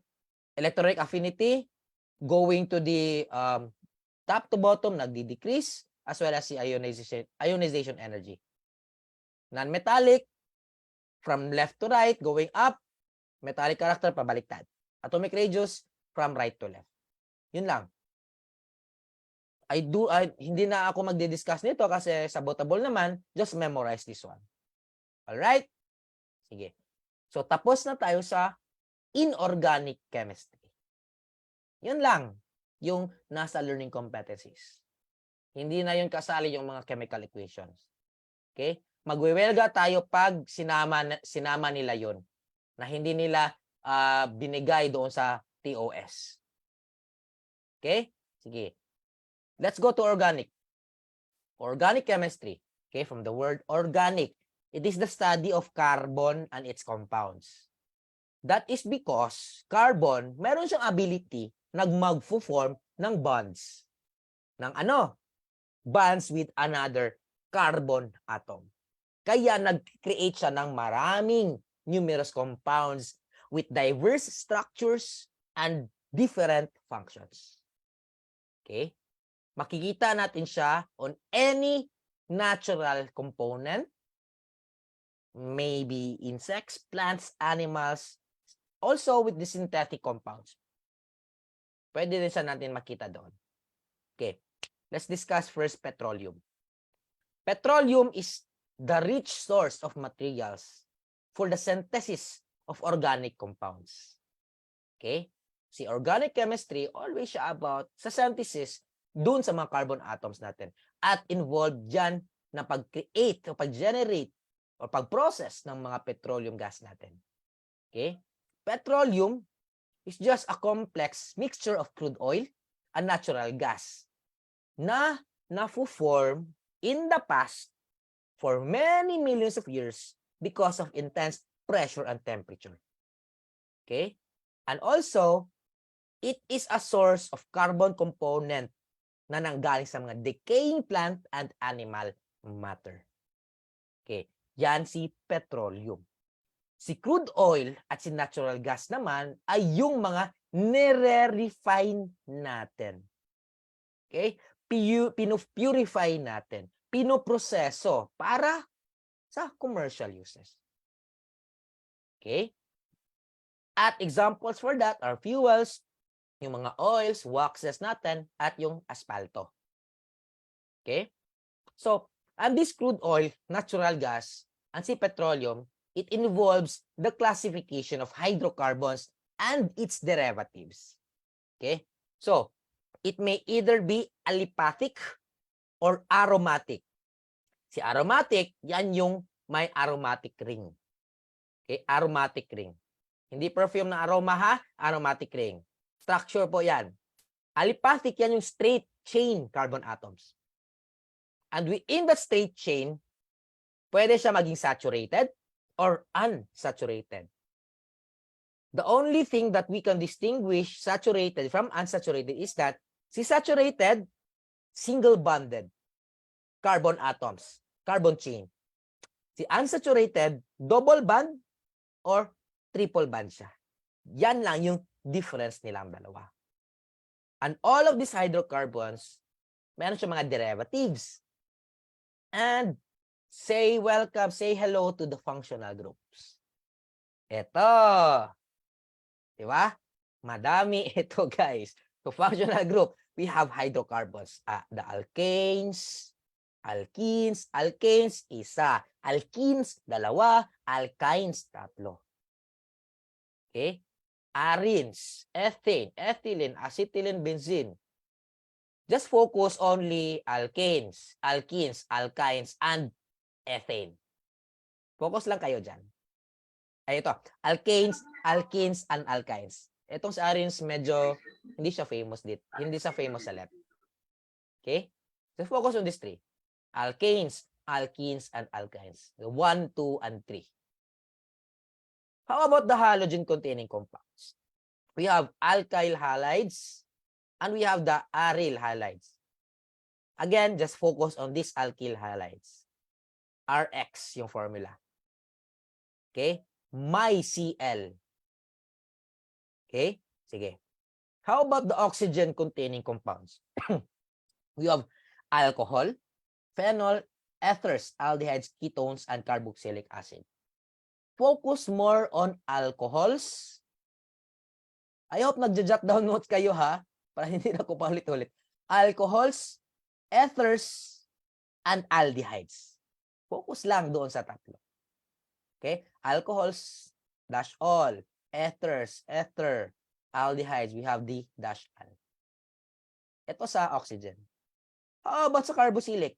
Esters and amides. Okay? Focus lang kay esters. At famous din si esters. Baulit-ulit siya. Okay? Famous siya si esters. Diba? Yung perfume. Okay.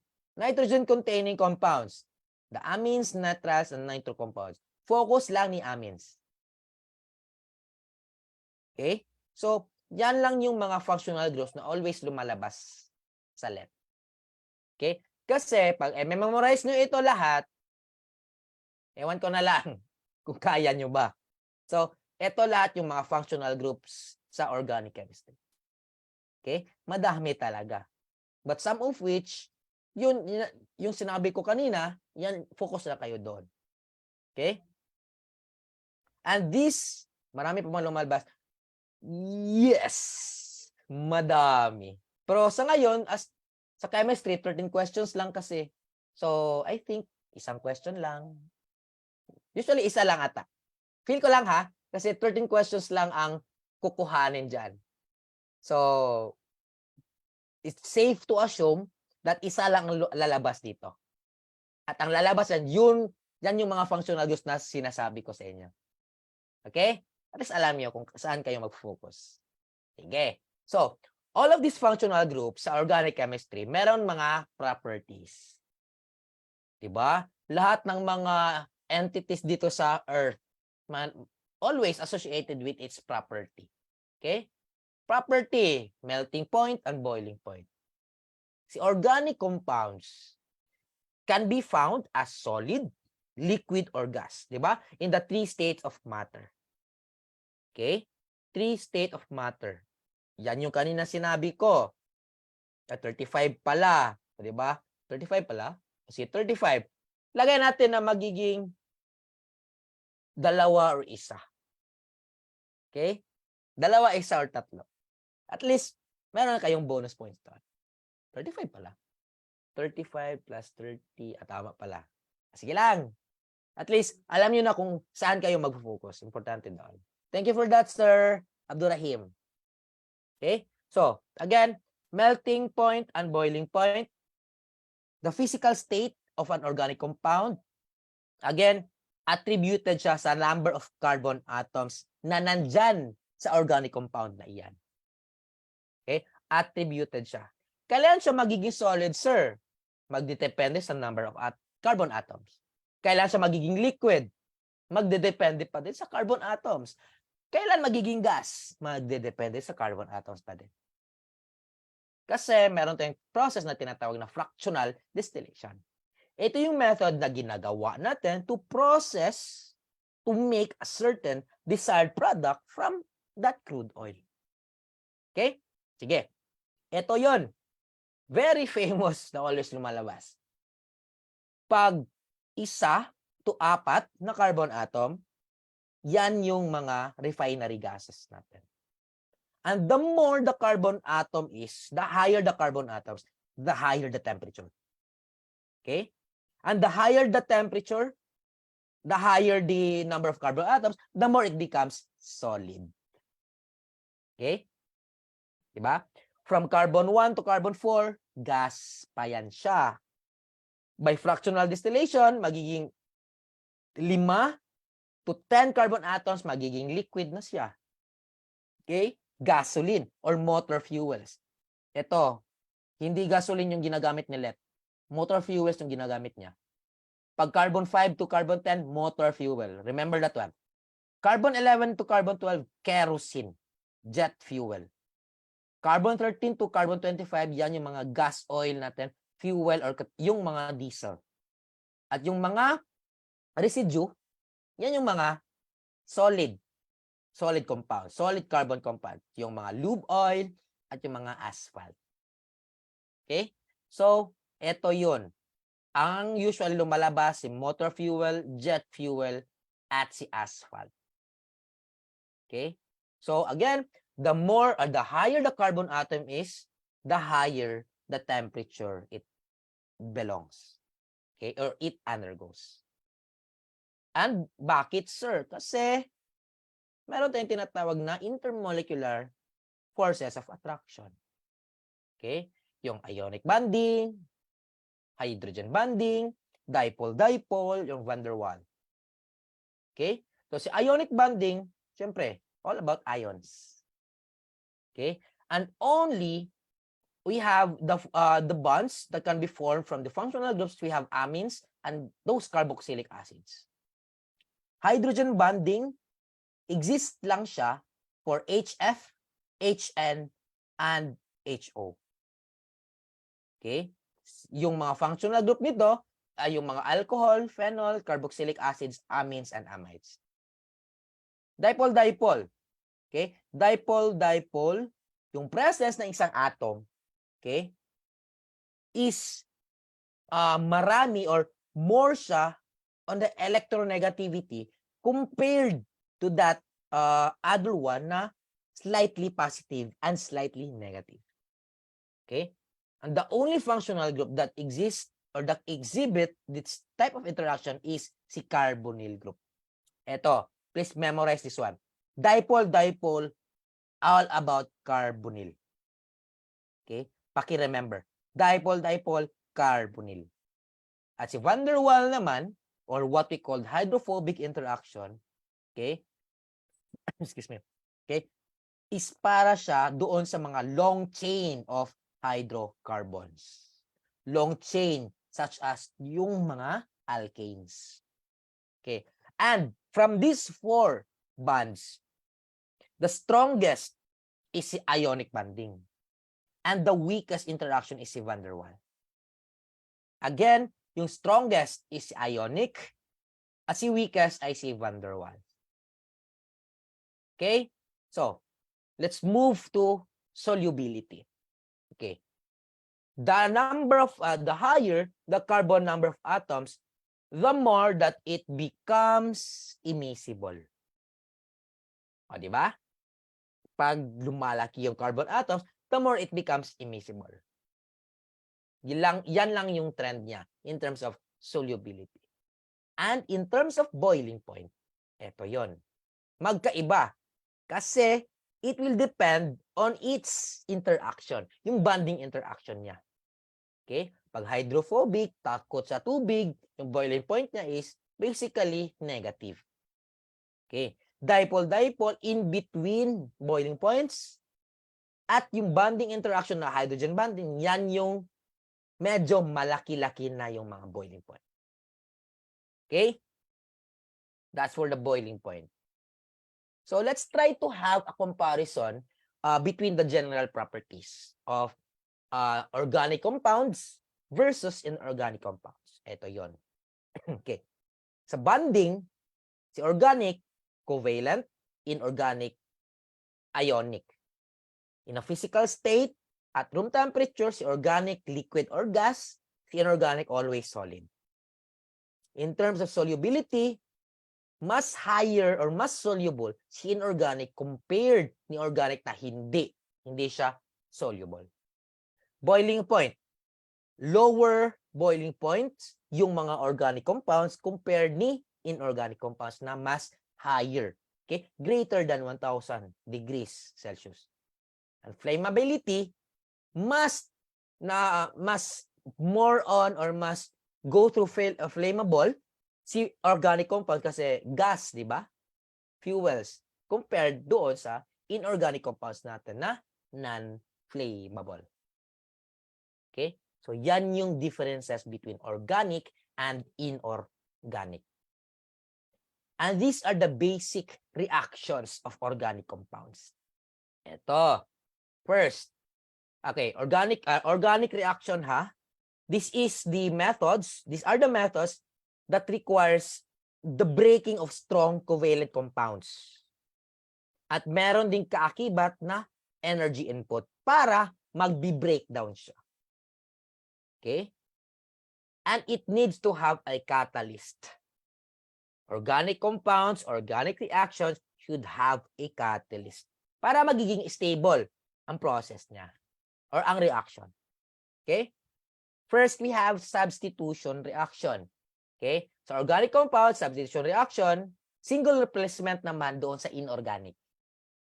Okay? Same as with the single replacement reaction doon sa inorganic.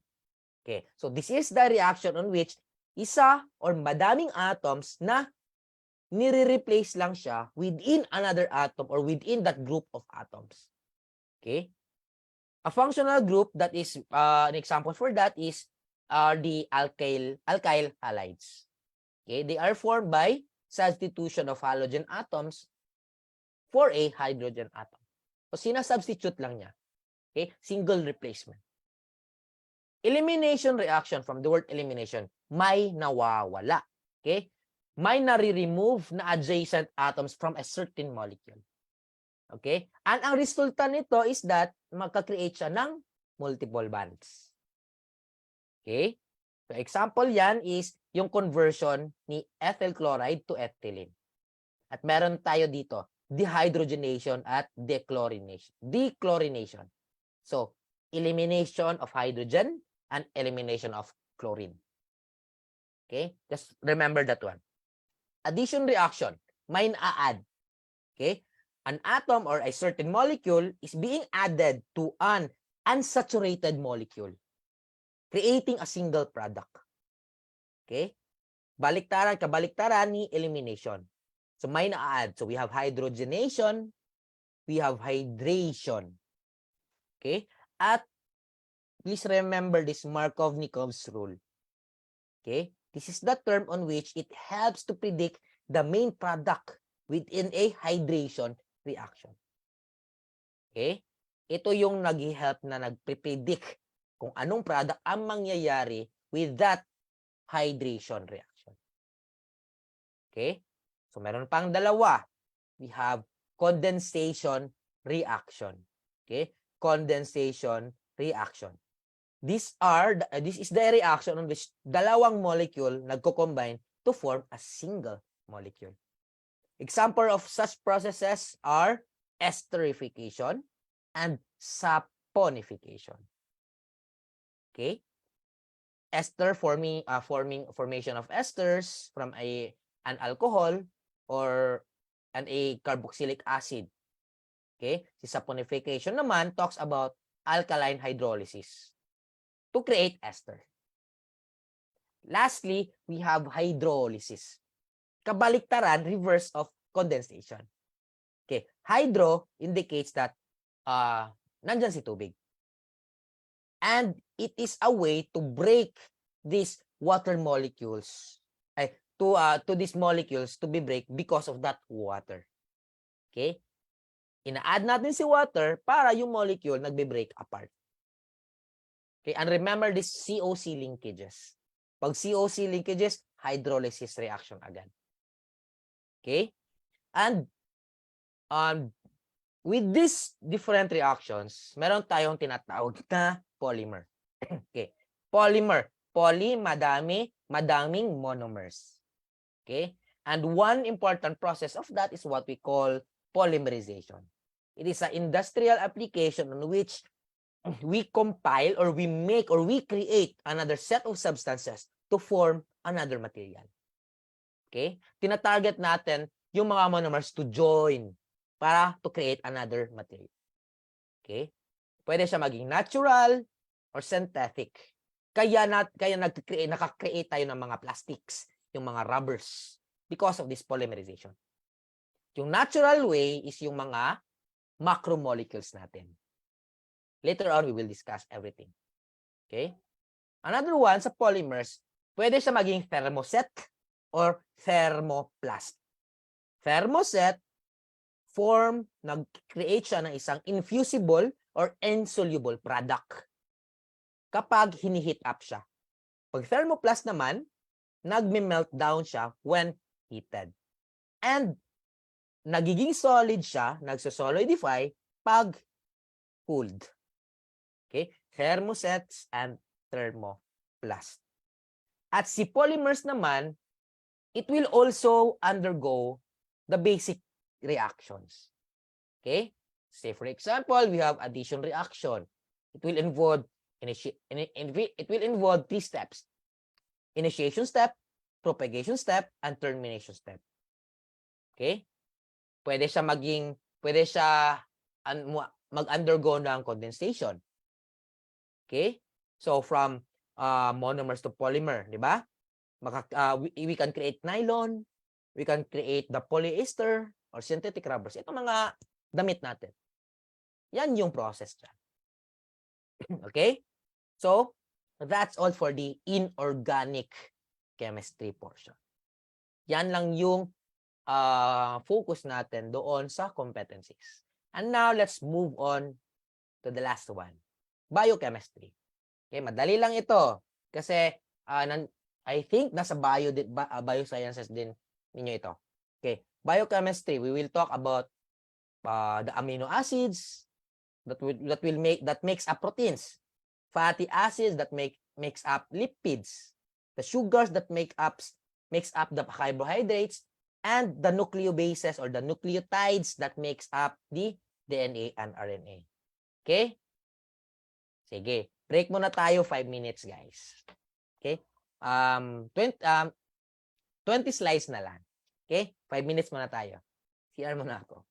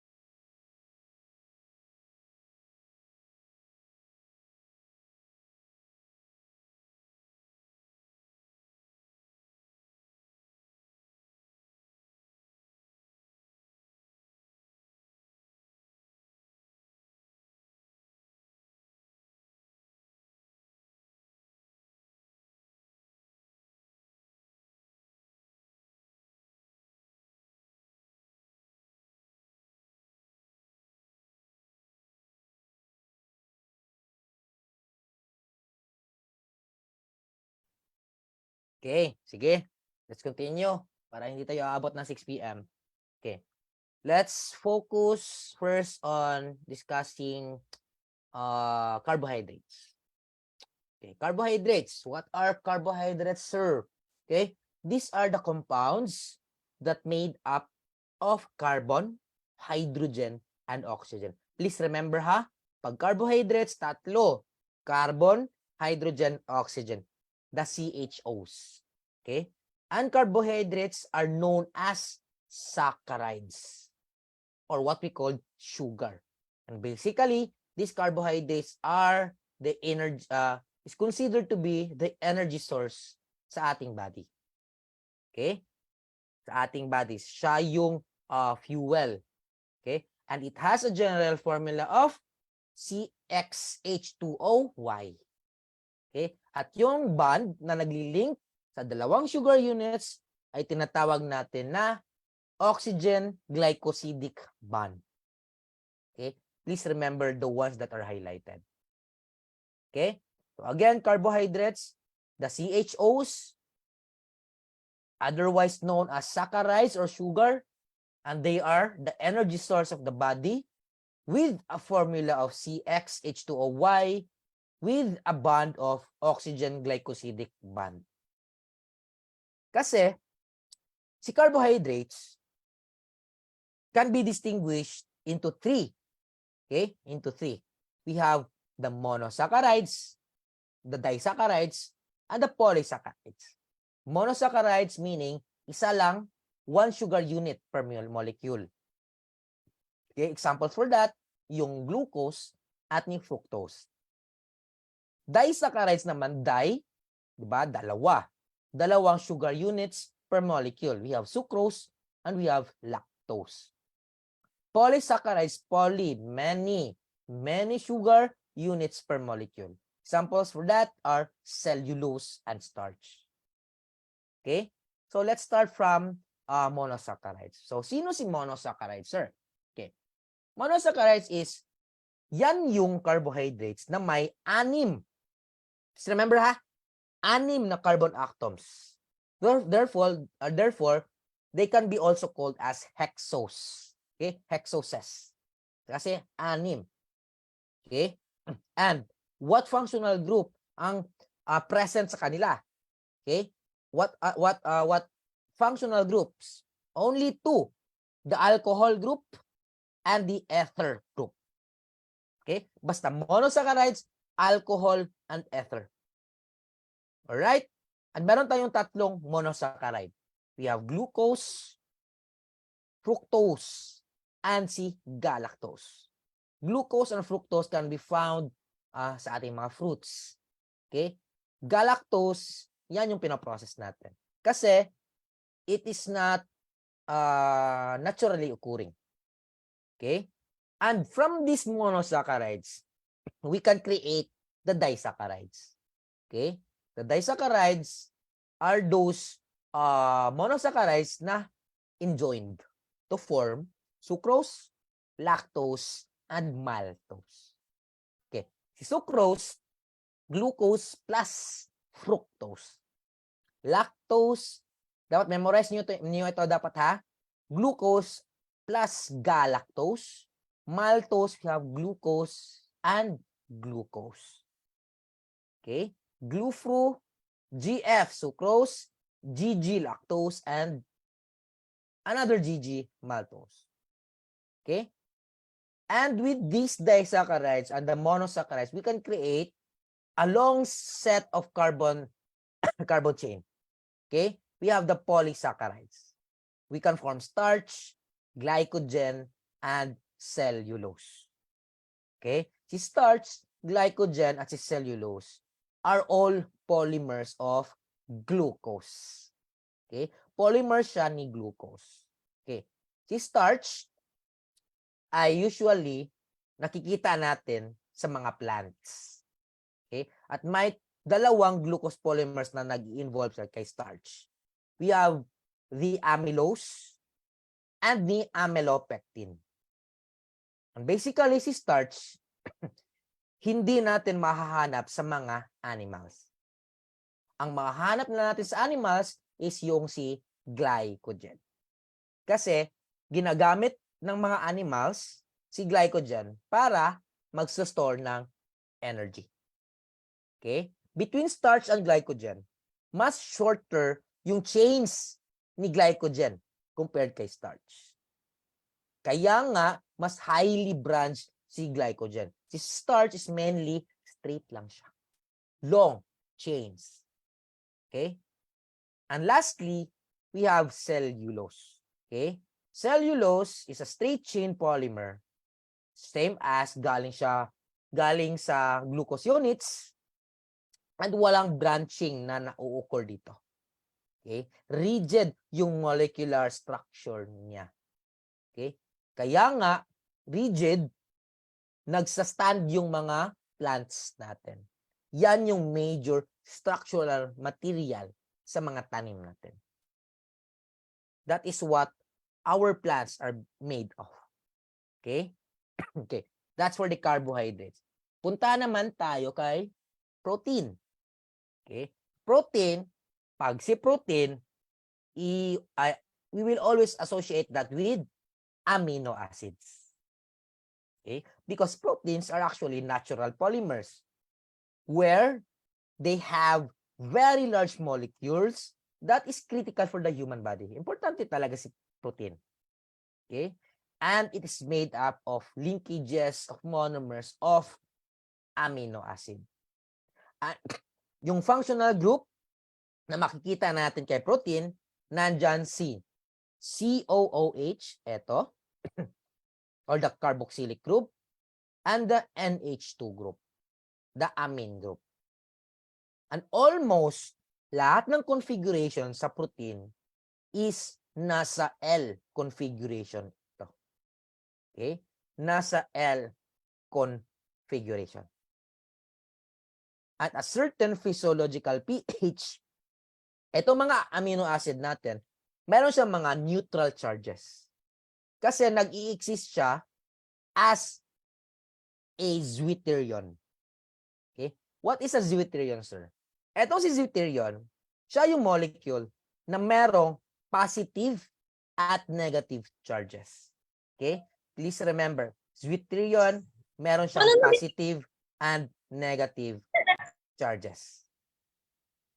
Okay? So, from proteins to amino acids, let's go to peptide bonds.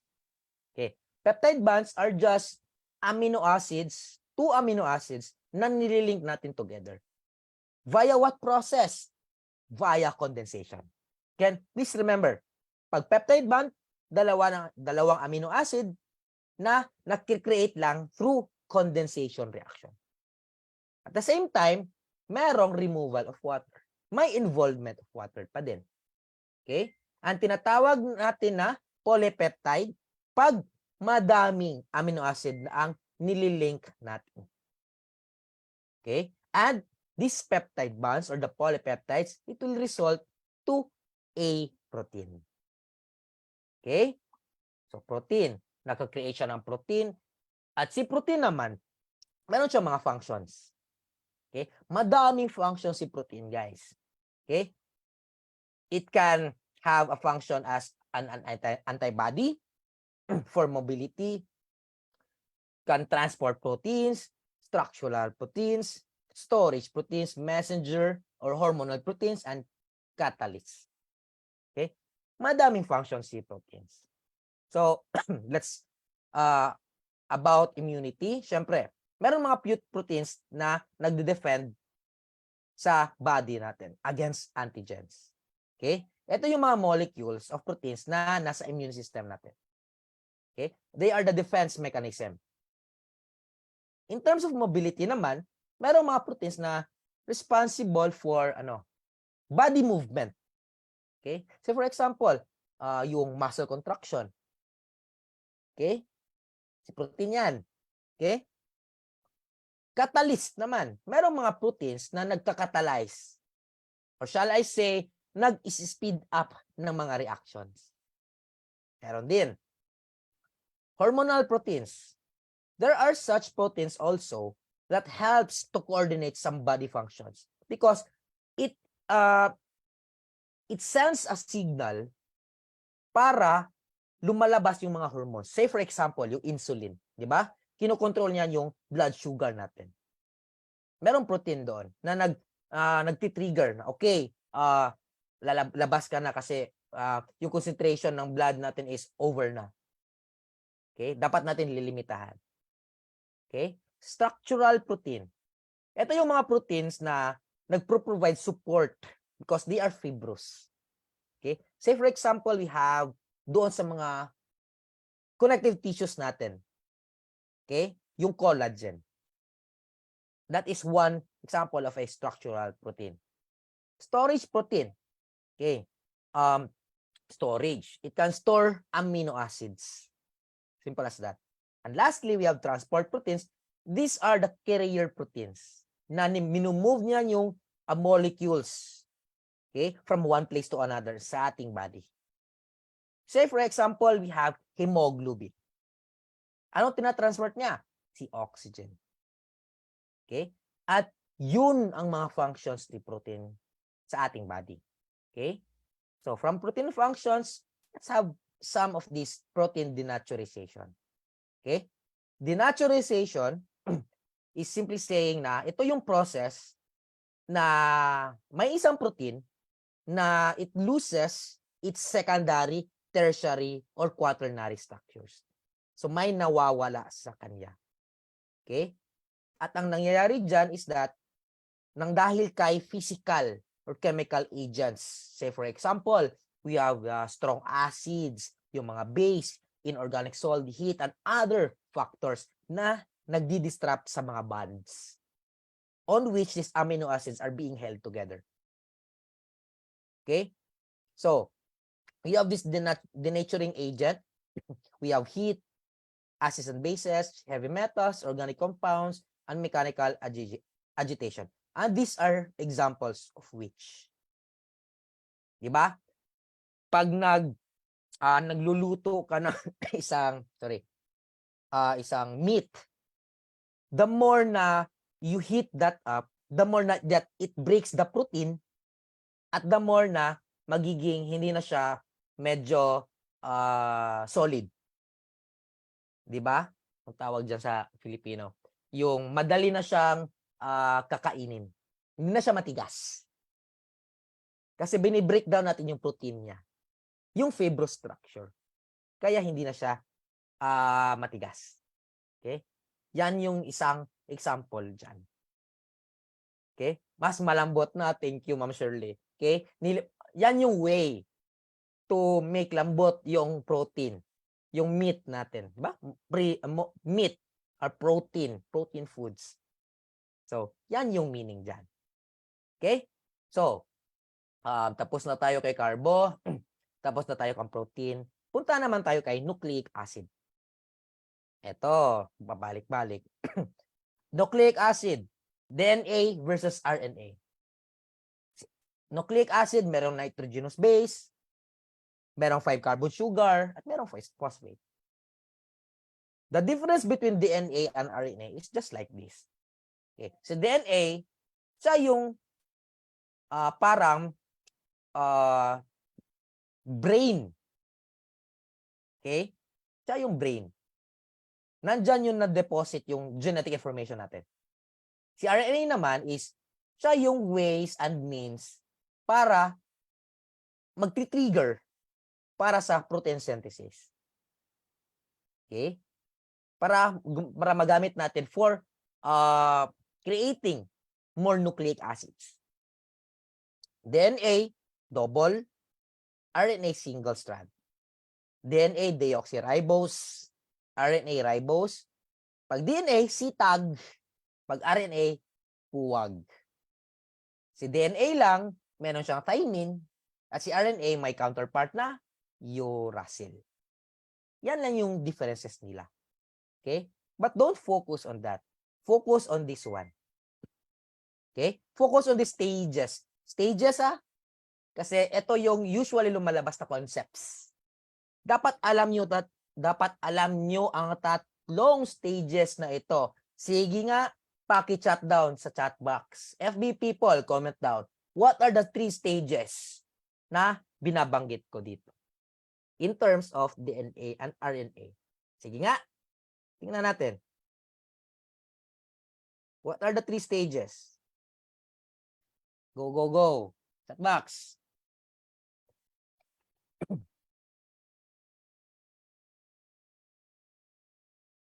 Ila! Sagot kayo dyan, guys.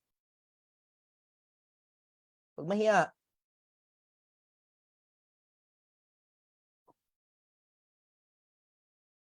Dapat binasan nyo na yung materials kasi lahat ng diniscuss ko ngayon nandyan na sa materials.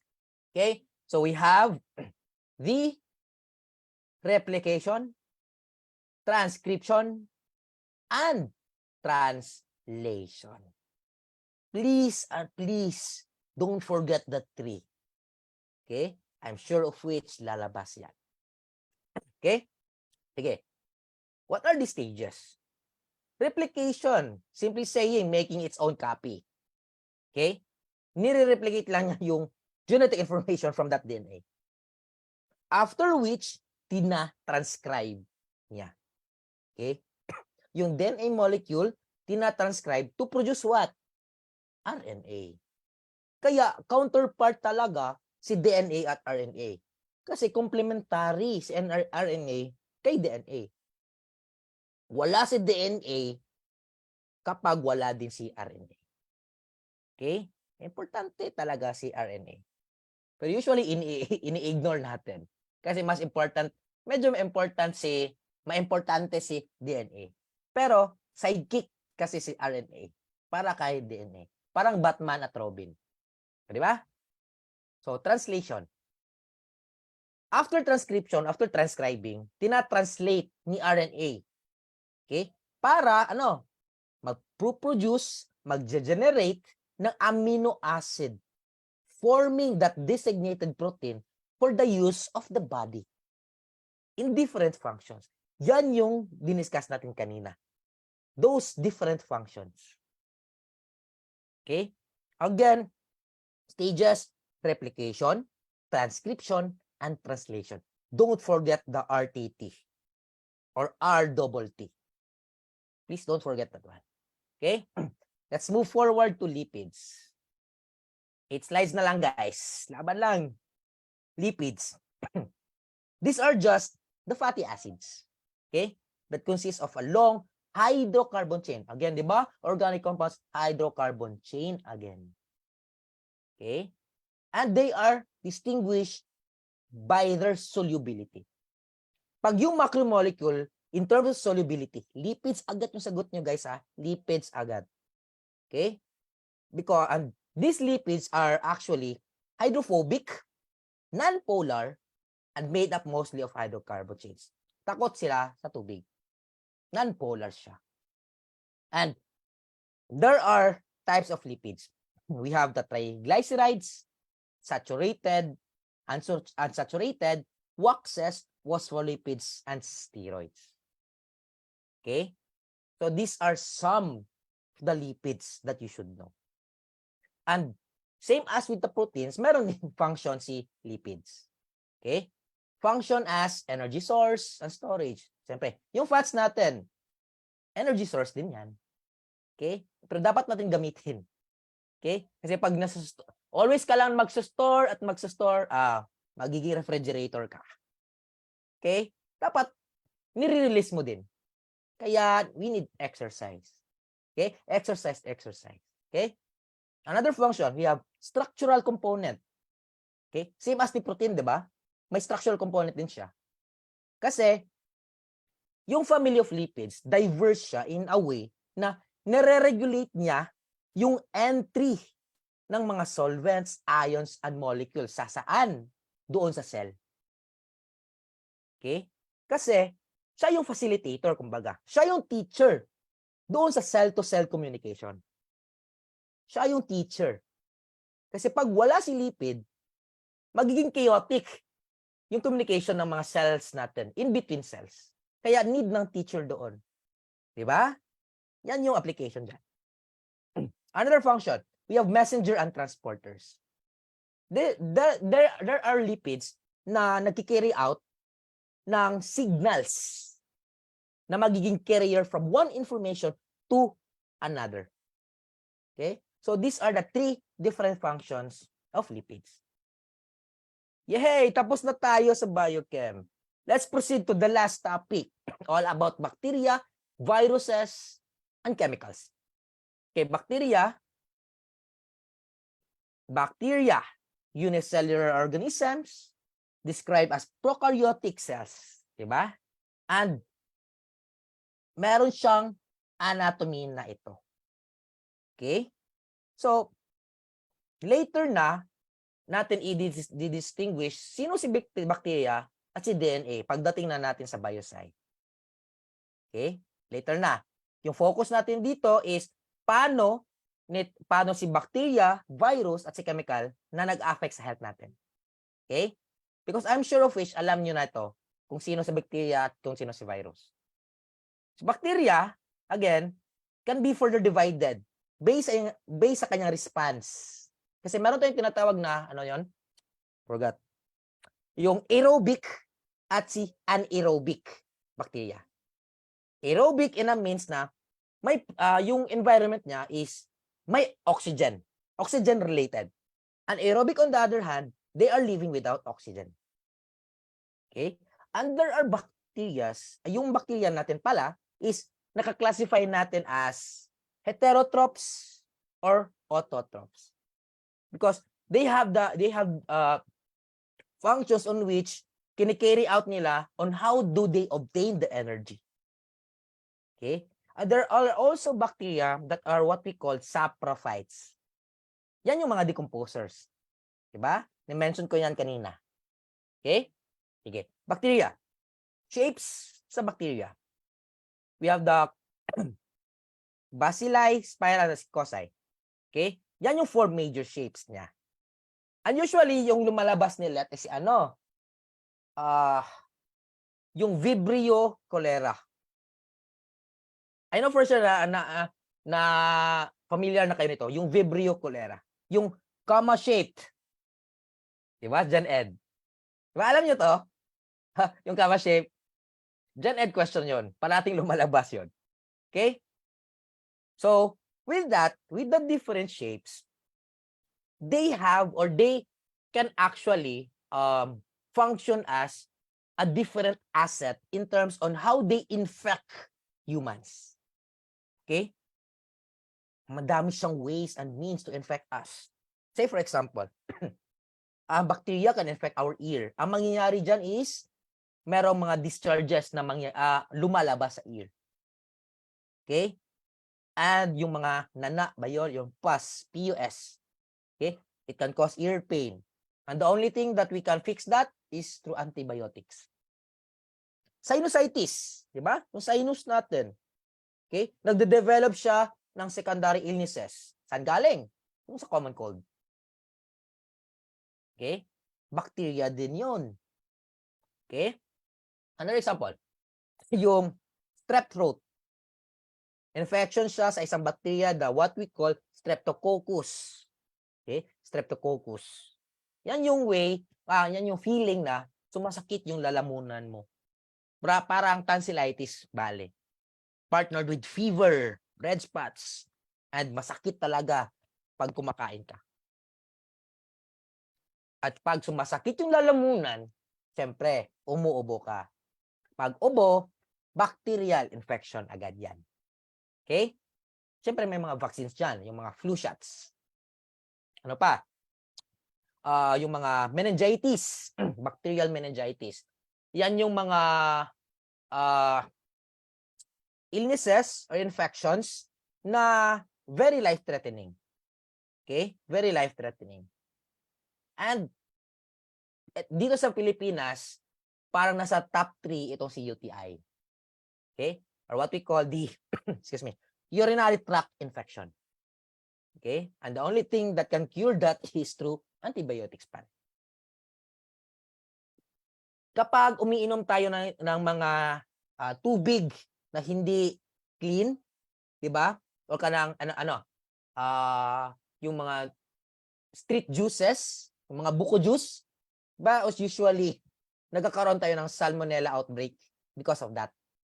And that salmonella is a bacteria. And it can lead to diarrhea. Tetanus also, pag napiprick tayo ng isang rusty iron, okay, infection pa rin yan ng isang bacteria na tinatawag nating Clostridium tetano or tetani. Okay? Ano ba? At so on so forth. So si bacteria, yung way lang niya is it will just affect us if and only if dadapo siya sa body systems natin. And once na makaka-pull through siya or go through siya sa barriers natin. What I mean by barrier is that yung immune system natin. If ever yung immune system natin is down siya, hindi siya working, yung mga bacterial infections dadapo sa atin talaga. Kaya tayo nagkakasakit. Same as with viruses. Ito, viruses. COVID-19, di ba? Okay? They are classified as microorganisms, though they are not considered as living organisms. Okay? They infect prokaryotic cells and eukaryotic cells. That will cause different diseases. Okay. For example, COVID-19. The only way that this COVID-19 or this virus infects the body is by first entering the body. Okay. Saan nag-enter yung virus? Doon sa mga pathways.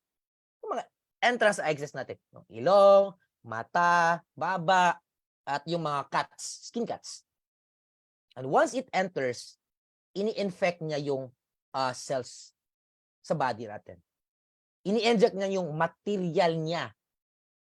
Okay? Material niya to complicate the host cell, to create another virus.